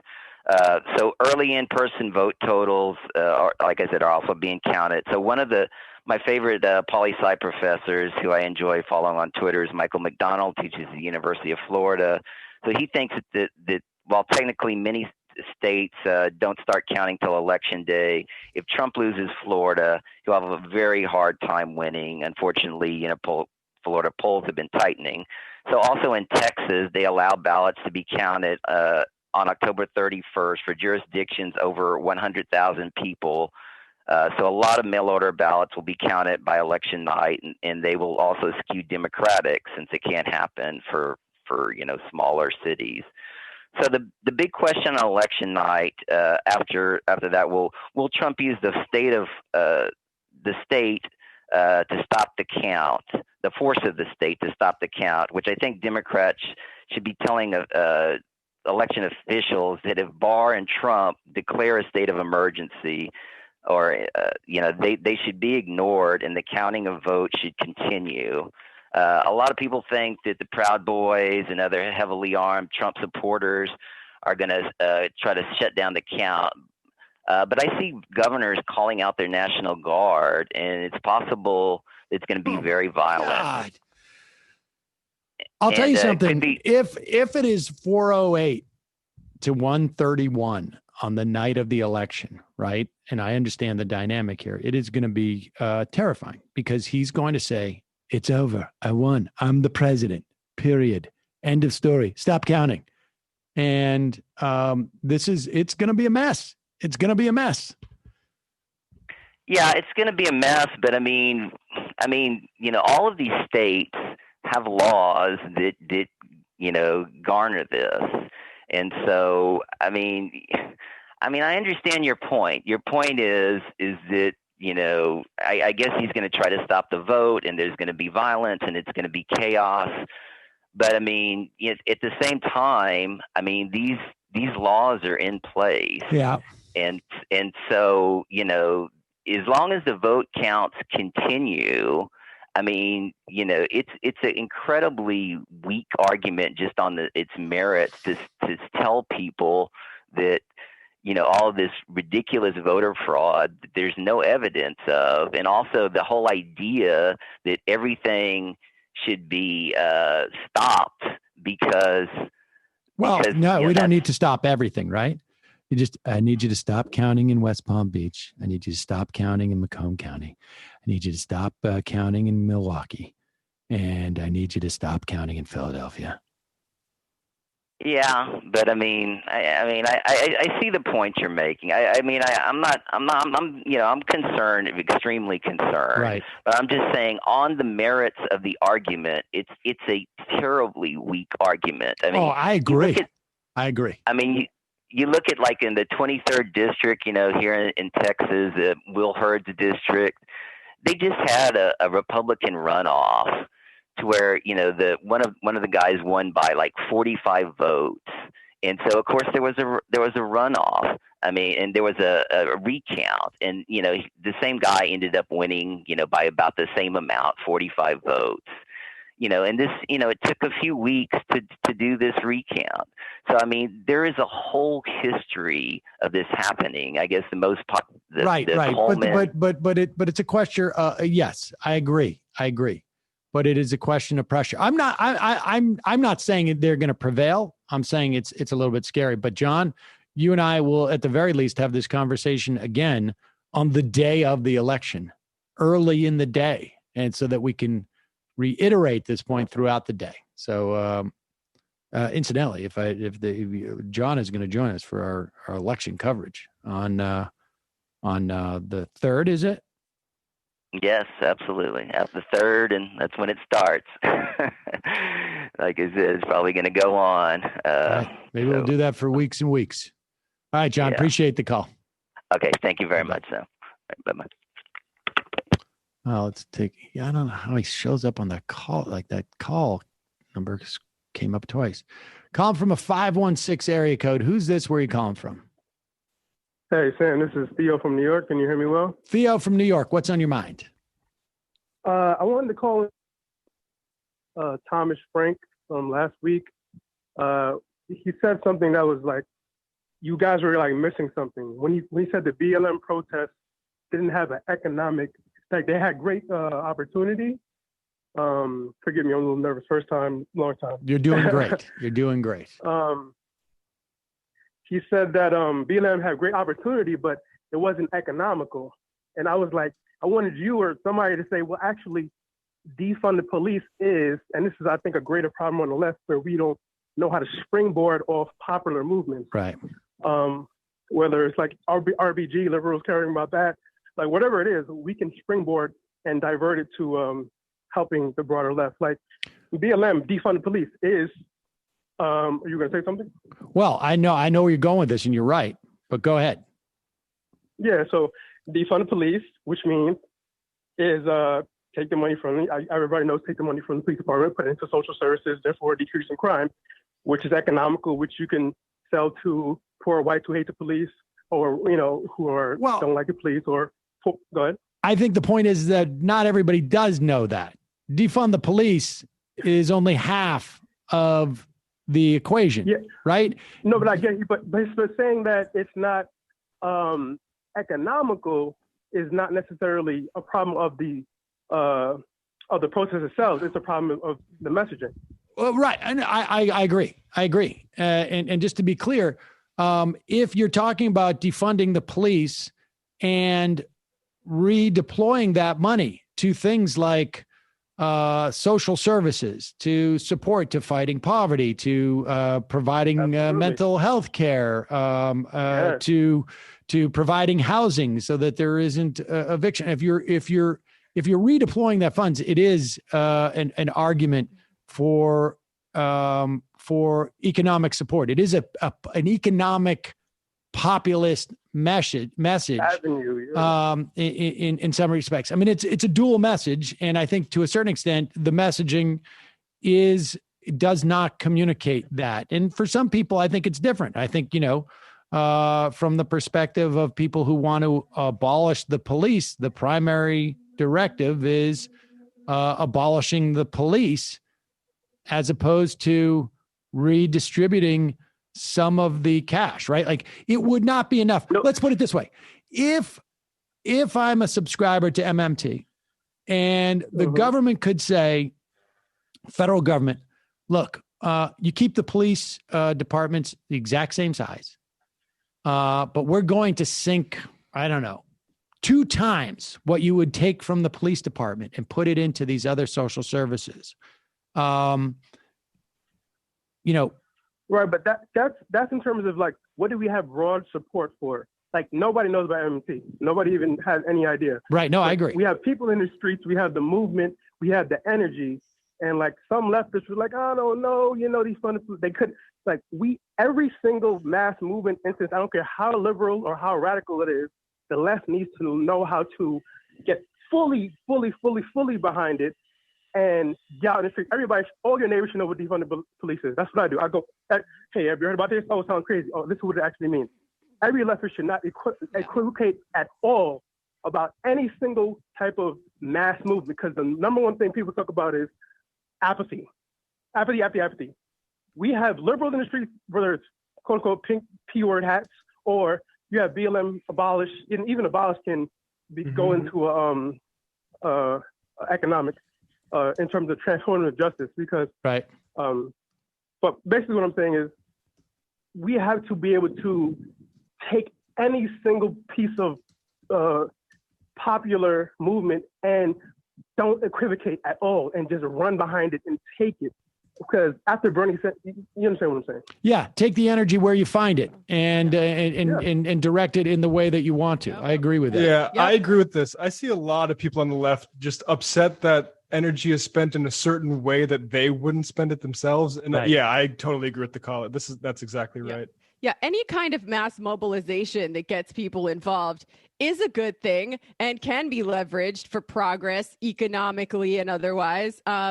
Also, I think when people talk about abolition, we are talking about other things than just getting rid of the prison system. And if you look into the writings of abolitionists, you will see that it means changing one thing that is also changing everything, as Ruth Wilson Gilmore said. But on an even more basic level, anything that gets regular working class white people involved in racial solidarity with non-white people, that is economic, because the primary reason why racial categories were created and recreated and reified in the first place, especially in this country, was to divide the working class and to keep white people siding with the white bosses instead of with their black and brown fellow workers. So anything that can work against that is economic in nature, whether or not class reductionists recognize that. Appreciate the call. And I think. Oh, go ahead. Can I say one more thing? Yep. And I think you should have Marion Kaba on, because the way she explained, she was on Chris Hayes' podcast actually. The way she explained prison abolition it's very simple. It's restorative justice is non-carceral, but if you restore somebody to somewhere where they're still in a shit neighborhood, that's where you're bringing quote unquote transformative justice. And transformative justice is basically social democracy. So you want to restore people back to a place to where they have schools, education, and blah, blah, blah. So that's why I'm saying, that's why a lot of people say prison abolition is also economic as well. Appreciate the call. Good point. Yeah, she's really great, Mariam Kaba. Just what we need, people promoting Chris Hayes' podcast. Well, maybe you should have her on here. Maybe we should. Let's see about that. Going to the IMs, shouldn't we be pressuring live news outlets not to report vote totals on election night and explain to their listeners and viewers why complete results will not be available for a week or more? Yes. And in fact, I think a lot of them are starting to do that or prepare for that. I'm starting to see articles that are written about how they're preparing for this. But yes, I think pressure would be good. Would there be any legal way to force states not to release a vote count until it's totally complete? No. I mean, they're going to do what they're going to do, depending on which party controls that state. Here is one dynamic, and this is interesting too, because we've been talking about Barbara Lagoa, who may be Trump's pick. She is a Florida federal judge. She was a Florida state judge. In both capacities, she basically said it was perfectly fine to charge a poll tax, essentially, to voters who were reenfranchised by the Florida voting public. And the poll tax has been reinstituted by the court down there. And Mike Bloomberg said, I've got I'm going to check the change in my couch. And, oh, look, I found $32 million. And he is going to pay off, or if he hasn't already, pay off all the fines and fees of a significant amount of voters. I don't know if he's going to do all of them, but I think that may cover all of them. I'm not sure. Here is Matt Gaetz on Fox Business News, misunderstanding what the word bribery means. Mike Bloomberg's efforts in Florida, because I will be calling on the Florida Attorney General to launch an investigation into Mike Bloomberg for potentially engaging in bribery and vote buying in the state of Florida. Here's how that works, Lou. In Florida, you only get to vote if you're a convicted felon, if all of your court costs, fines, fees, and restitution are paid off. And so what Michael Bloomberg is doing is creating a politically motivated way to retire the debts of these felons in exchange for their votes. And it's not every felon, it's just those which they have specifically identified as the Biden voters. And so, again, that's offering a bribe, an inducement for someone to behave a certain way in voting. I think it's potentially criminal. It's probably the worst waste of money for Michael Bloomberg since he was a failed presidential candidate. Obviously, I can't imagine Matt Gaetz is in favor of telling billionaires how to spend their money. I would certainly be willing to get on that train if it was one that he was conducting. I would start with a massive percentage of that will go to the government, and then we will figure out how to expend that. However, there's this little step that he's missing there, which is the part where you got to vote for Biden. And that is like the idea that you wouldn't be allowed to expend your money in any way that you want coming from a Republican is sort of fascinating. I mean, the Republican Supreme Court believes that money is speech. Sounds like Matt Gaetz is trying to abridge the First Amendment rights of Michael Bloomberg. But he is, of course, he has no way of knowing how these people are going to vote. People may feel, indebted to Michael Bloomberg, I guess, and then would vote for Michael Bloomberg in some fashion. But I think if someone's excited about the idea that they get to vote, I suspect they'll take it seriously and won't just vote for the sake of, it's not like they're putting this money in their pocket, right? All they're doing is getting the ability to vote.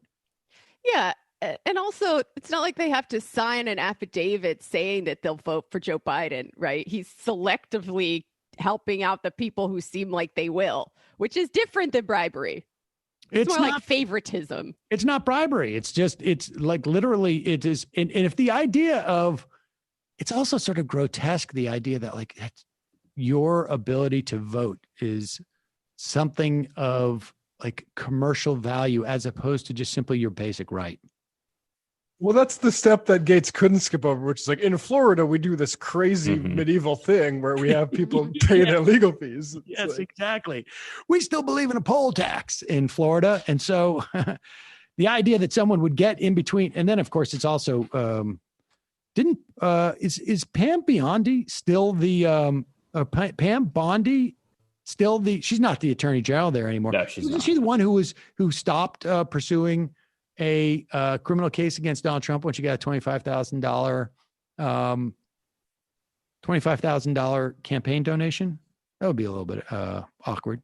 Oh, here, I want to get to this clip. Here's Tucker Carlson. This is sort of a fascinating clip for me because one, it's just, he's lying, right? It's just a lie. And two, it's just sort of his story of like, there's another story here that I don't think he realizes, or maybe he does. But, you know, on the right, we hear all the time the complaints of like, everything's politicized. Sports are politicized. I can't enjoy sports anymore because suddenly the left has politicized it. Of course, like, sports have always been politicized. I mean, I don't know, from the time where they would throw somebody, a heretic into a ring with a tiger a long time ago. There's a problem with your political ideology. Go fight a tiger and see if you live. All the way down to, I don't know, the 36 Olympics. I mean, just on and on. Like the examples of politics and sports is endless because it's always been that way. But sports aside, the idea of like the politicization of everything. This is always a complaint of the right. And it is because they are, and specifically, the right insofar as like the powerful who are there by nature of their money or their position in our society as a white guy. And of course, they don't like the politicization of things because that could bring about a change which would diminish their power. And here he is sort of exhibiting that same sort of notion, talking about Ruth Bader Ginsberg. So turn down the volume and consider for a moment the reasoning here, the argument that they're making. Oh, pause Nothing it for is 1 more second. I'm important. sorry. Pause it. He's responding to the report that Ruth Bader Ginsberg had issued a statement before she died that she was hoping her position on the court wouldn't be filled until the next president was inaugurated. Lol. So turn down the volume and consider for a moment the reasoning here, the argument that they're making. Nothing is more important than our Constitution. That Constitution is in grave jeopardy. That's why we must substitute an 87-year-old woman's final wish for the constitutionally prescribed process for filling a Supreme Court seat. That's what they're arguing. Got that? Pretty amusing. Keep in mind, we don't really know actually what Ruth Bader Ginsburg's final words were. Did she really leave this world fretting about a presidential election? We don't believe that for a second. If it were true, it would be pathetic because life is bigger than politics. Even this year, we wouldn't wish final words that small on anyone. So we're going to, again, choose to believe that Ruth Bader Ginsburg didn't really say that in real life, she was thinking at the end about her family and where she might be going next. Human concerns, not partisan ones. But in practical terms, it's irrelevant what she said. Okay. Ruth Bader. Listen, first off, he's just a horrible liar because even when this was first reported, it was clear that it was not her dying breath in which she said this. She had asked her granddaughter to take it down and release it as a statement upon her death, and she had done it 2 or 3 weeks prior. I mean, this is how it was reported in the first instance. So he knows that it was not her last issue. But the idea of that this is a constitutional process that is bigger than a member of the Supreme Court, that's true. But apparently it wasn't bigger than Mitch McConnell. Mitch McConnell held off on this process for a year. Never mind a couple of months. He did it for a year. So the constitutional process somehow withstood a full year of a less than full complement of the Supreme Court. Remember, Mitch McConnell decided unilaterally that we would have 8 justices for an entire year. So the idea that this is just appalling, that anyone would listen to an 87-year-old woman, as if like her age or her gender was relevant in this instance, and not seat a justice until the next president. I mean, we know Kennedy also was in negotiation about getting his former clerk on the court in Kavanaugh. But then just like contemplate this, like life is bigger than politics. This idea that politics is distinct from life, that if you are looking to feed your children or to have a home or to have an ability to, I don't know, make a living wage or to have health care or anything that we do in society is in some function determined by politics. And particularly, for better or for worse, I would argue probably for worse, the Supreme Court has the ability to fundamentally alter our politics. It's incredibly anti-democratic, but it is the reality that they can strike down these laws. They can keep people from voting. They can allow people to vote. They can keep people from getting health care. Their decision about Medicaid deprived millions of people health care that people in other states could get. Health care that saved lives. I mean, it's different from life for Tucker Carlson because he's an heir to a huge fortune. And it doesn't implicate him at all. Well, he doesn't care. And this is true. I mean, I'm being literal. He doesn't care. I know. Oh, I think he does. Politics are what made that possible for him to inherit that kind of wealth in the first place.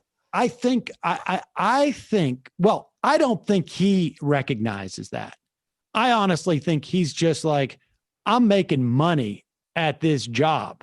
And I don't think, I mean, I know he is capable of going out there and saying we should get into a war that he didn't believe in. I know he doesn't care about the vast majority of the things that are implicated in about this. He doesn't.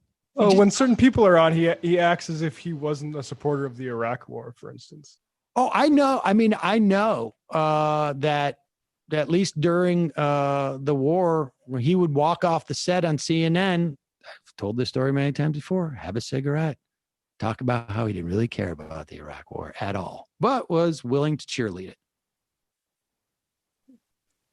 He doesn't care because he, as long as there's nothing that threatens the structure that exists now. And on some level, he knows that there's very little that can, but he's just making bank and he's figured out a way of doing it. Yeah. Let's give him a reason to care. Exactly. Let's set the context in such a way that when Tucker Carlson goes out there and talks about politics, it's life and death for him. Mm-hmm.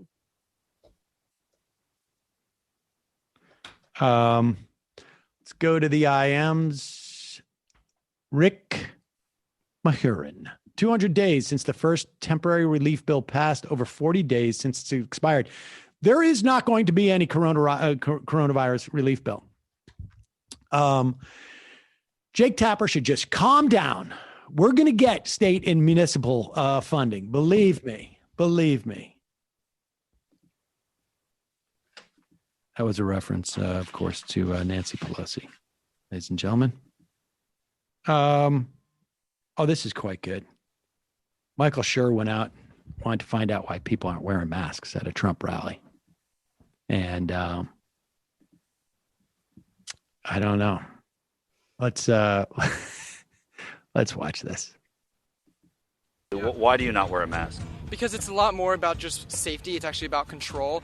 And the mask, and it literally says on the box of the mask, it doesn't stop the virus. It decreases your oxygen. It allows you to breathe in your own CO2. You need oxygen to stay healthy. You need oxygen to fight viruses. So when you're wearing a mask, scientifically, it is actually lowering it's increasing your risk of actually catching a virus.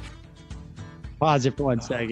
That guy is the quintessential, like, I know that guy. I don't know that guy, but I know that guy. Like, he's not an idiot. He's just so taken with his own intelligence. And I'm not saying he's a genius either.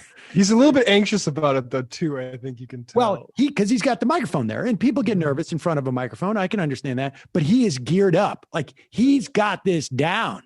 He knows the whole deal. He found the secret note on the mask box that says, "Does not stop the virus."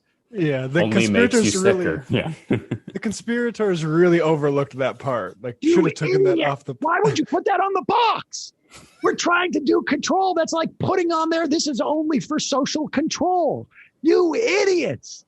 Why would you do that? Well, I mean, I have no doubt that was on the box. When you look at like I guess a surgical mask, or, any the point is not that the virus can't get in.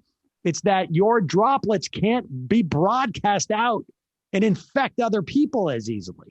Yeah, and it's probably some liability thing that they don't 100% guard against the virus. They probably just lower your chances. Of I mean, like a well-fitting N95 will keep you from inhaling the virus. You may get it through your eyes or something if somebody spits on you or something like that, or you touch it. But your average mask is not designed to inhibit the virus coming into you. Although I guess, like, if someone spits and you got a mask, it's not going to land in your mouth. But it's designed to keep you from being able to broadcast it out in a massive cloud of infection. And he doesn't know that. He thinks that he cracked the code with the thing on the box. And he's really self-assured. This guy really gets it. And we should also say that the idea that CO2 does not escape from your mask is a fallacy. You are getting air. CO2 is much smaller molecule. Scientists have written in, but I've also, like, by a factor of maybe like 1,000, the CO2 escapes. The virus is bigger. It doesn't get in, or it doesn't get out, I should say. It's like a sieve, and water will go through the sieve, but your rice will not. That's basically the example there. But let's continue, because there's more. When you hear Dr. Anthony Fauci, for example, who's on the Vice President's Health Commission on COVID, say that by wearing a mask you're helping to stop the spread, what do you think of that? He's a liar. And why is that? Because I don't believe the numbers. People die with about 50,000 every month in the United States, and most of these are probably people that were going to die for some reason, and just because they had the virus in their system, it's listed as a death. So I'm not buying it. I don't think there's near as many deaths.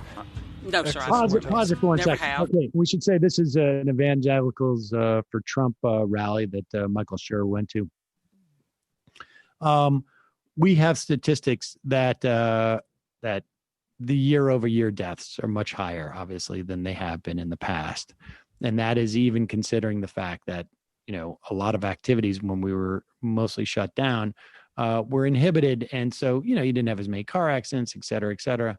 But continue. I don't know. Is it silly to? I like the idea that they just take as common sense that the statisticians overlook that part. Like, they don't excess mortality is not something they could ever come up with. But no, they didn't even contemplate that. It's the same idiots who wrote on the box that this is all a hoax.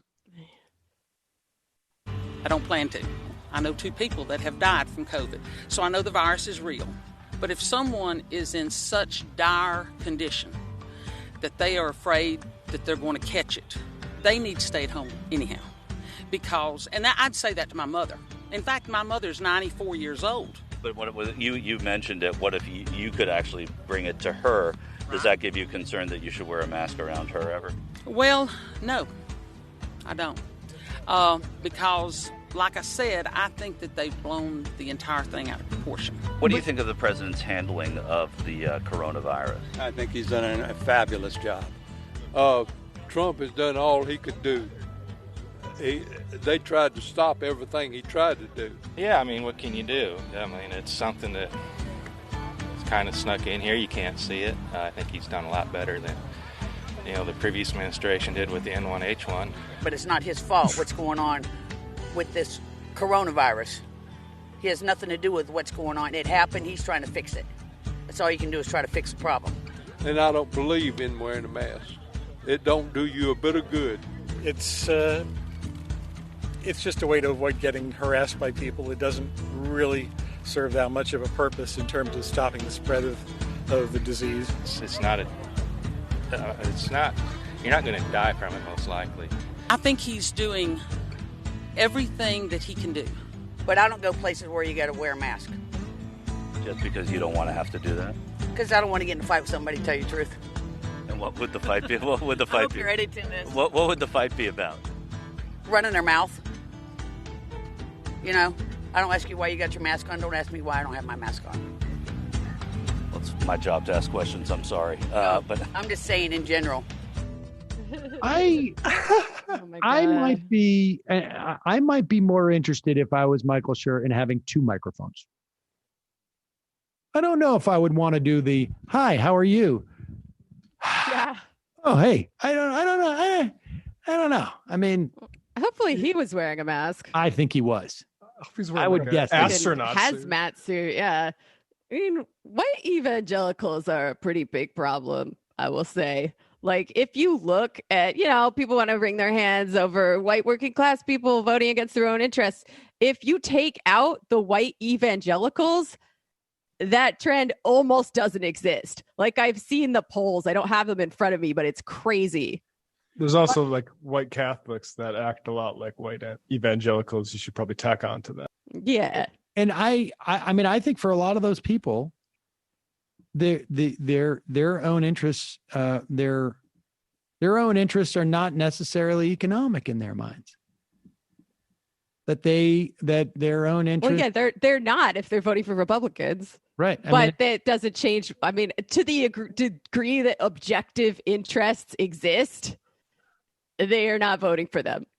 Well, I mean, their interests are like, a certain level of comfort, morality, or cultural, prominence. Racism. Yeah. It's a trap. It's a barbed offering, as Noel Ignatieff once said. And, the goal of the left, especially right now, has got to be either, convincing white workers that it's actually against their interests for racism to persist, or, conversely, if you can't convince them, you just got to beat them. Yeah. I think probably energy better spent on beating them. I just think that, you're talking about people who are immersed in a culture that reinforces that. So it's conceivable, individuals could, within who are close to them, could people would have some type of awakening. But from an institutional standpoint, people coming in from the outside, that's why I always go ahead. Well, I just think that the energy expended on trying to persuade these people and convince these people of this is better spent in just beating them. You're finding people who already agree with you and getting them out and mobilizing them. I saw in North Dakota, people can be convinced if there's a reason, a sick elderly person in the family or a kid they'll wear a mask and they won't even really complain about it. And they'll even say, look at me, I wore a mask in this certain instance. But then culturally they're in this milieu of people who just constantly shit on masks and mask wearers and then people being sheep, and they snap back out of it. And the best you can do is maybe give people the urgency, like that woman that that said she had the elderly parent and she already lost 2 people. I mean, maybe you can get her to wear a mask around her. Yeah. But she said, it's hard. I mean, that moment actually really stuck with me because as soon as it was almost as if she didn't realize hey, wait a second, I could give it to my mother. And then she just immediately retreated. That. She basically just backtracked off of everything she had said before, which is, I think they're blowing it out of proportion. Well, wait a second. You just said you knew 2 people who died. Do you know 2 people who've died of anything else over the past 6 months? Oh yeah, no, I know 2 people who died of coronavirus, but to be fair, I also know 2 people who died because they tripped on a tricycle out in front of their house that their kid left out there. That happened one in June and one in August. I know 2 people who died in a boating accident over the summer. I know 2 people who were electrocuted. So, if it's not one thing, it's another. I can understand. But I get the sense that as soon as he said that, she was like, well, I'm sure it's nothing. I'm sure it's overblown. Yeah. It's definitely a deeply diseased culture. Oh boy. And it did not arise just because the Democrats are neoliberals, right? There were many over-determining factors that drove both this diseased culture to come about and increase and multiply, and for the Democrats to become neoliberals. But I think sometimes I feel like I get it wrong when I say that there's a causation there. I think it's more of a correlation. Well, I mean, I think wanton sort of disease culture has a place in this country going back about 400 years, basically. PBS's Yamiche Alcindor reports that the Kentucky AG Daniel Cameron says that the Louisville Metro Police Department detective Miles Cosgrove fired the fatal shot that killed Breonna Taylor, who was shot 5 times. Authorities found Cosgrove and Sergeant Jonathan Mattingly were both justified, it's in quote, in shooting because they were defending themselves, Cameron says. It's unclear what they were defending themselves from. It's going to be bad, and it should be. Yeah. I mean, that's just one more, shocking example of how there's literally nothing the police can do. That if it isn't some type of email message saying I intend to do this and I'm happy about it. Let's see this clip from the Attorney General. This is Daniel Cameron, who this is what their response is. This is one of those situations where, and I don't know Kentucky state law enough. And we do know there is qualified immunity for police officers that protect them from accountability. And what happens sometimes is, let's play this clip.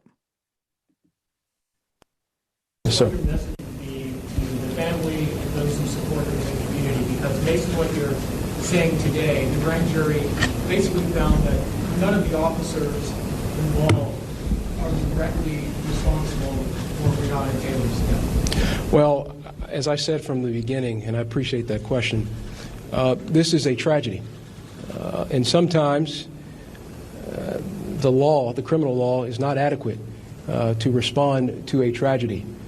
And I fully acknowledge that, and I know many that are watching today and those that are listening recognize that as well.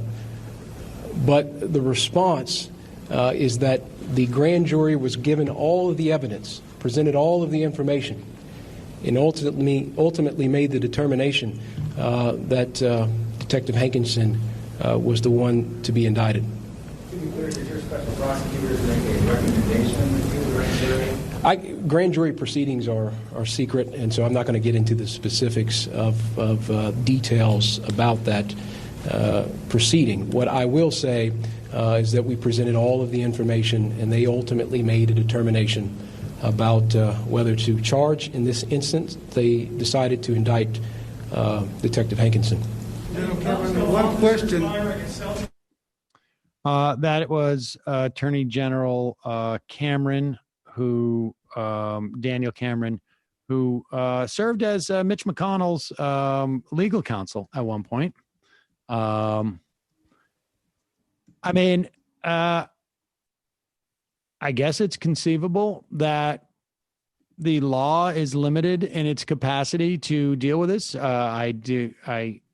One would imagine that if you were the Attorney General and you felt like the law was limited in addressing some real world problems, you might say, I think this is something for the legislature to fix. Of course, you know, you get these situations all the time where it's like, there's nothing I can do. The law is the law, and it's a problem with the law. And, so you got to take it up with somebody else, basically kicking the responsibility. Like, I don't know if we will ever have a sense of how this was presented to the grand jury. Prosecutors obviously have the ability to present something to the grand jury that does not necessarily that's sometimes people don't put their best foot forward. Let's put it that way. If they decide that they want to put other feet forward, we have no way of knowing. But it is really hard to believe that we live in and it's really hard to believe that it is acceptable to live in a society where someone can be shot in their own home in that way, and there is no accountability. And it's also really hard to believe that it's not going to happen again if there's no accountability. And in fact, we know that it happens over and over again particularly in the instances where the person who is being shot is Black. 538 actually had a pretty good breakdown in all of their wonkery about why cops so rarely face charges for killing people. I recommend it, actually. There are so many barriers. Yeah. But I mean, okay, I tend to agree with our guest, Jody Armour, from the other day that even though it is understandable and even though it is well-intentioned to try to pursue justice for police killings, using the weight of the carceral state and the prison industrial complex, anything that bolsters that very same complex is going to come down the worst in its effects on working class people and on non-white people. So I understand it, but I don't believe it is ultimately the answer or the way to stop this kind of horrific violence from happening. Because think about it this way. Punishing people for crimes and sending them to prison for other kinds of crimes does not have any effect on the crime rate. So I don't know why it would be any different for this. My argument that it would be different is that there is a cohort of people who feel like they have a state-sanctioned license to be, at the least, incredibly reckless, and at the most, wantonly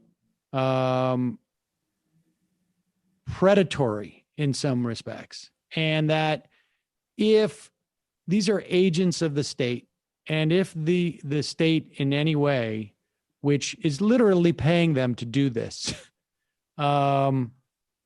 doesn't have some parameters that are enforceable in some fashion, you can't expect this behavior to change. Like, in other words, now I suppose you could say the analogy is like what we need to do is to in some respects we need to deal with this in the same way that we would deal with crime. And Armour and your characterization of what Armour said is accurate. I'm not 100% sure that, I don't know how we get from here to there where he's talking about, but the idea is that, if you were to provide that crime and criminals are constructed, and they are constructed because we have societies where we are not providing for a specific cohort of our society in the way that we provide for other cohorts of our society. And that I guess if that was to happen, we would have less opportunity and reason for a police force that was busting down doors and shooting at first blush.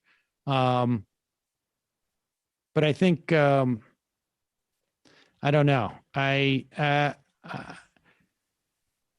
It would suck to have to wait for generations of improvement on, in the social support for communities before, police felt not emboldened to do these type of things.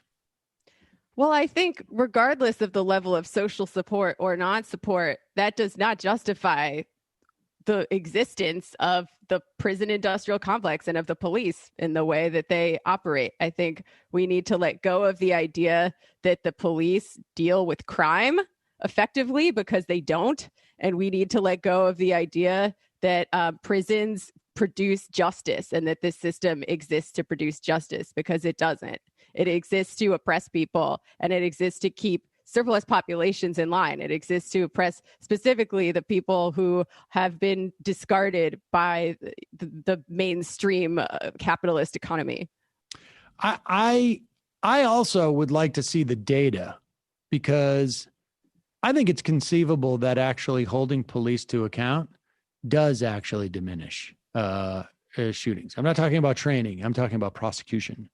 I would like to see the data too. I've been trying to dig it up, actually, if anybody has it, because if there is evidence that it decreases shootings, then that's going to be a lot harder for the abolitionists to argue against. If there is no evidence, then we can happily discard it. There could also be an absence of evidence because it may not be happening. Like there may not be enough instances where cops are held to account that we can get a real sense of whether this inhibits there. But and I don't think it's ever going to happen within this system. But, if people want to run progressive candidates for DA and try out that hypothesis, I'm not going to stand in their way. I want to play this clip from WTAE in Pennsylvania because this is important, and I want this to get out there, and you should hand this around to pass this around to people who are in Pennsylvania, because, arguably, part of the reason why George W. Bush got into office was because of the nature of the ballot in Palm Beach.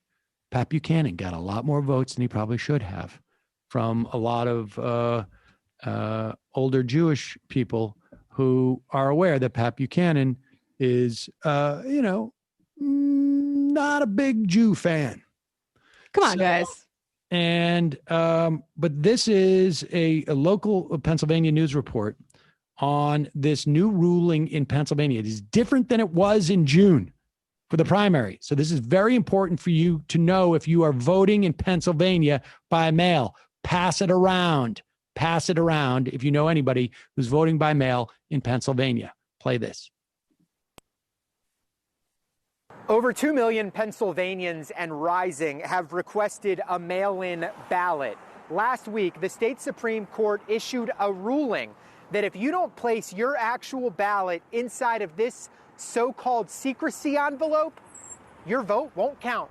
All ballots in all counties have 3 key components: the ballot itself, a nondescript secrecy envelope that says official election ballot on it, and the outer envelope that you'll sign and date and send. If your ballot is not inside the secrecy envelope, otherwise called a naked ballot, it can't be counted. In June, we did count the naked ballots, For the general election after the state Supreme Court ruling, we are not able to count the naked ballots. Melanie Ostrander is Washington County's Director of Elections. In the June primary, nearly 5% of Washington County's ballots didn't have a secrecy envelope. I think voters will be more aware this election and more cautious to make sure they've done it correctly. Statewide, experts worry that could mean around 100,000 uncounted ballots this November.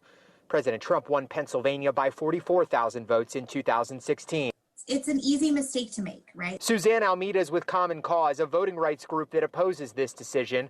That said, Almeida says getting the word out now, encouraging voters to read the directions on their ballots, will hopefully mitigate any disenfranchisement. All right, here we go. We don't need to hear the rest of this. I mean, you got to put that, follow the directions. That extra envelope in there is not extra. Put your ballot in there. 100,000 votes. Based upon that alone. Now, who knows, who's going to be doing those voting. And so I don't want you to say that I'm just doing this for Biden to win. I want your vote to count in Pennsylvania. Is that secrecy envelope kind of redundant too? Like, isn't the point of an envelope that you put something inside of it and then it's inside the envelope? You can't usually see it. I think what it is that the outer envelope ensures that it hasn't been tampered with. And then they pull that out and then they just put the ballot into a pile. But they don't want anybody to see it en route to the pile, right? You don't want the electioneer or whatever you call it, the ballot counter to see how you voted. Because, hey, maybe it's like you're my neighbor and I'm like, did you really vote for Donald Trump? How could you do that? Or you also don't want, it gives the opportunity for more shenanigans, I guess, in the middle of the process. But I think you also, I mean, I understand why they have it, I guess, but it seems to me that, yes, it's redundant. You should make voting as easy as possible. Mm-hmm. But nevertheless, that is important to know. Folks, we're not going to have time for any calls. Sorry. I am sorry. I'm a bad person. I'm a bad talk show host. That is not a moral assessment. It's just an assessment of my skill set. Do better. Mariah PDX. Can we talk about the 4 organizers who are sitting in a Denver area jail right now for organizing BLM protests throughout the summer? They've been stacked with felony charges, including kidnapping. Yeah, it's ridiculous, the charges that they are hitting protesters with. I wasn't aware of those 4. We'll look into that. Meanwhile, there are Humvees in Louisville. They call it Pennsatucky. There's a huge hurdle just getting people to vote in the first place. I wouldn't be surprised if a large number of the people who do show up to vote aren't informed past what party they identify with. I totally agree. But in the case of Dianne Feinstein, you had 12 million people vote, and it was something like roughly 7 million or 6.5 million to 5.5 million voted for Feinstein. Yeah, I will also say what we were arguing about before regarding personal responsibility applies more in the case of people who are educated and well off, and less in the case of people who are less so. Well, I think everyone shows up with specific advantages and disadvantages in terms of being able to do something. And I think that you should, that those should be calculated into the action that they're taking, right? Like, this is why I think the Green Party frame, which is a vote shaming frame, which is that everybody was doing the wrong thing by choosing one party or the other, and they should have picked this third one, is the wrong one. Because the real one is actually that it's not the people that are voting that we need, it's the people that aren't voting. And I don't know. I think. Well, I mean, if you want to talk about the agency of going to the polls, like Democrats bus people to the polls, that there's a low bar when there's someone telling you to get on the bus. That doesn't necessarily mean that you are educated or have the time or the space to really consider the options on the table. Comrade questions, Pennsylvania. Thank you. Pennsylvania.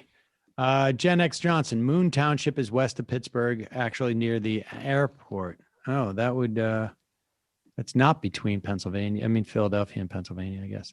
But I think it's probably the same. Wolf Girl, hope Kitty's good. Just make sure you know about Animal Medical Center, 62nd and FDR in Manhattan, 100 years old, a nonprofit hospital, world class and not even expensive. Specialists on site every day and 24-hour ER. Amazing people. They saved my husky boy, Blaze. Best of luck. Thank you. Yeah, I was very happy actually with my experience. Wasn't exceedingly cheap, but it only, the whole thing, it was very quick. So that was helpful. Civil Boss Stud, Sam, do the new recent SCOTUS decisions on LGBTQ making the court to look like too much of a part of the liberal intellectual cohort, thus enhancing GOP voters' desire for even more conservatives on the court, simply reigniting the standard fervor from evangelicals at last? Well, I mean, for instance, there was a ruling, which I am obviously happy about, a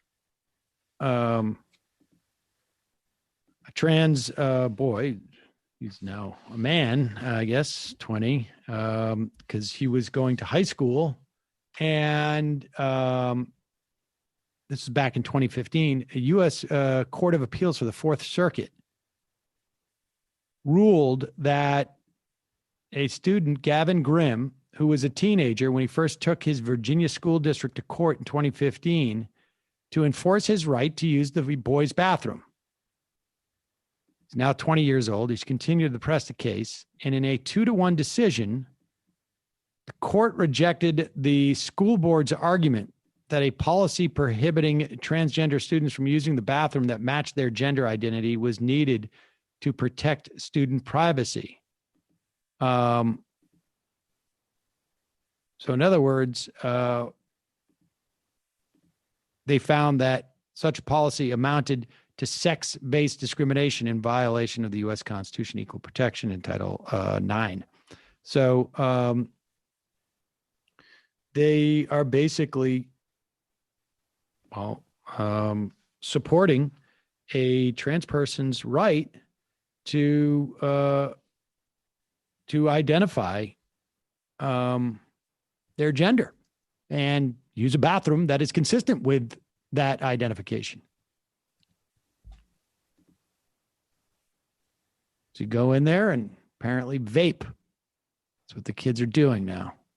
Go in there and vape like some type of like clove thing or something. I don't know. Attorney Andrew, could you have Mark Tushnet on to discuss his critique of judicial review? He was interviewed in Vox in 2018 where he advocated abolishing the Supreme Court. Has a new book out this year. Oh, that would be good. Mark Tushnet.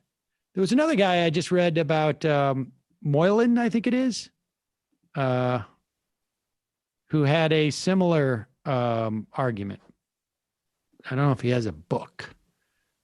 That's a good idea. Amish Gamer, the central area of PA is often referred to as Pennsylvania. In 2009, I saw Peach Obama spelled out in rocks on a hill. My way through there, not sure a moon would count since it's actually west of Pittsburgh, which is more eastern Ohio. Yeah. All right, 3 more of these guys. Juicy Jalapeno. Anyone listen to the Flowbots? I don't know what that is. Ron Keogh. It is not a secret society. Glass Siegel. People out using their platform to dismiss the Supreme Court as a democratic fixation and fetish object. First, you're wrong. Second, I hope you're sending invoices to the AEI. I don't American Enterprise Institute? Yes, but I don't understand the comment. People out using their platform to dismiss the Supreme Court as a democratic fixation and fetish object. Oh, I see what you're saying. Democratic Big D. I wouldn't dismiss. We talked about it on the Intifada this week, actually, a little bit with Posadas Trap God. I would never dismiss it. I do think it's a democratic fixation and fetish object. It should be. The short-term gains, the things that we win or lose from the courts are real. I would never say they're not. However, they are not sufficient to do the task, the enormous task before us. So I think the way that leftists could relate to this is say, yes, we're getting involved in this fight, just like we want the liberals to get involved in fights that we started in an effort to radicalize them. And then we'll hope for the best. But when it ultimately fails and we descend further and further into hell world, they're going to be looking for answers. And then we're going to be there to provide them. That's what I think /hope is the best case scenario for this. If the Supreme Court is a fixation and fetish of the Democratic Party, what is it to the Republican Party? Yeah. Like, Holy Sepulchre definitionally mean something that is like a marginal, and like if both, I mean, certainly the Republicans, 1/4 of their votes for Donald Trump came because of the Supreme Court. I have that right here, actually.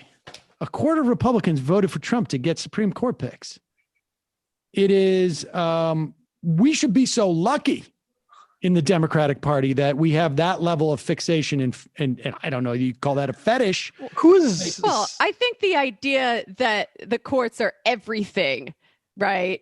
And that this one Supreme Court justice is going to change everything. That is a fetish. That is a fixation, right? Really? I'm not going to pretend that they don't matter at all. Conversation However, in 5 years when we talk about in the event that there is no court packing or some type of reform of the courts, because as they stand now, you tell me what policies you want, and I will tell you which, why you will not get them. I mean, I'm just saying the idea that things are fine now, and now things were fine, and now they're going to be bad because of this one justice. Now you're changing the goalposts. I'm not accusing you of this attitude. I'm saying there is an attitude that exists that I'm sure you've come across. But that's not what we're talking about. The idea that the Supreme Court is a fixation or a fetish by a Democratic Party is absolutely wrong. I mean, they don't seem to understand the relevance of it until. And they won't, I think, the Democratic Party for another year or two.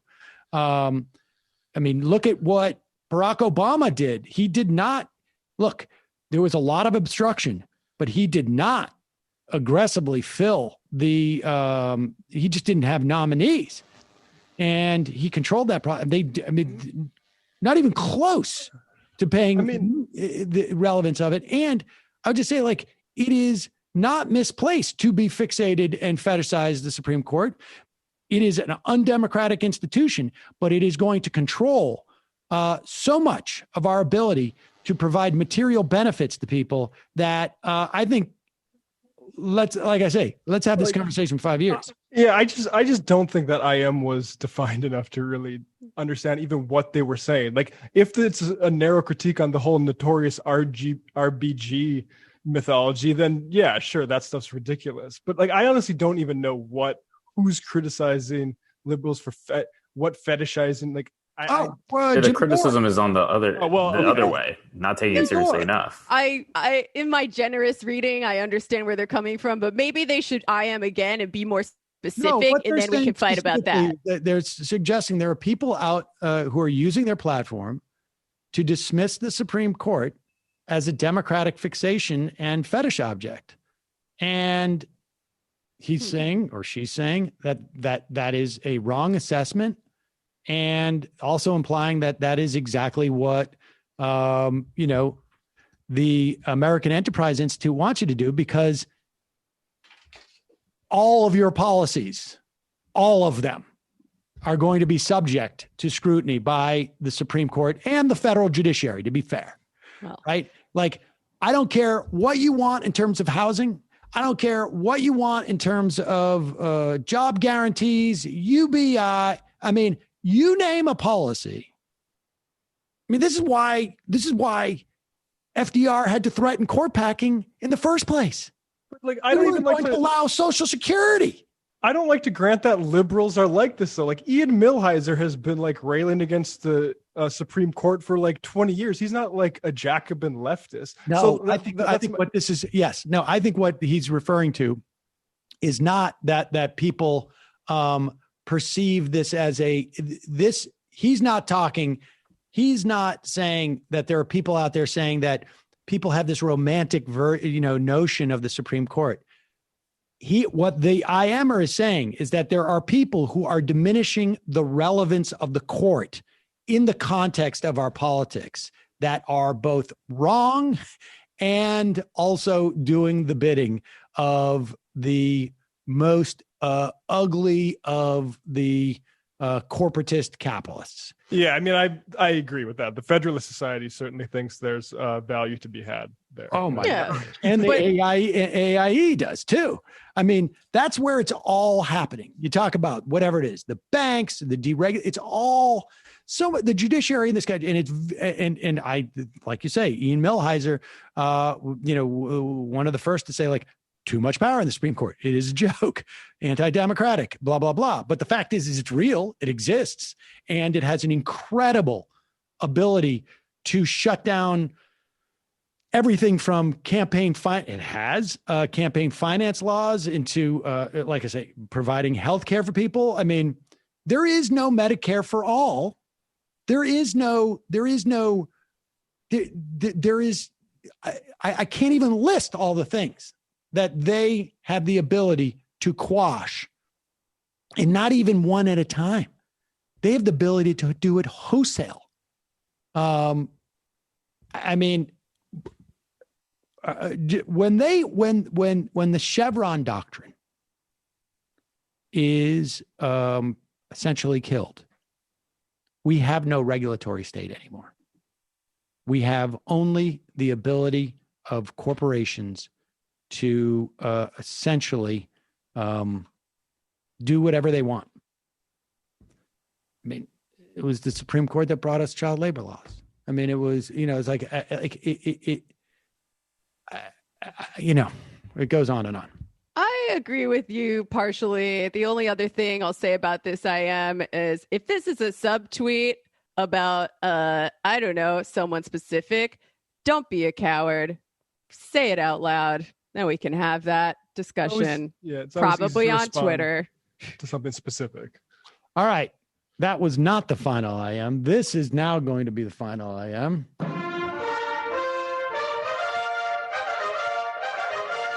Aaron. Hearing Rush Limbaugh's spittle rolling around in his ancient, decrepit, slurry F-hole that he calls a mouth, it's so awful, I actually effing gag and threw my $250 headphones off my head.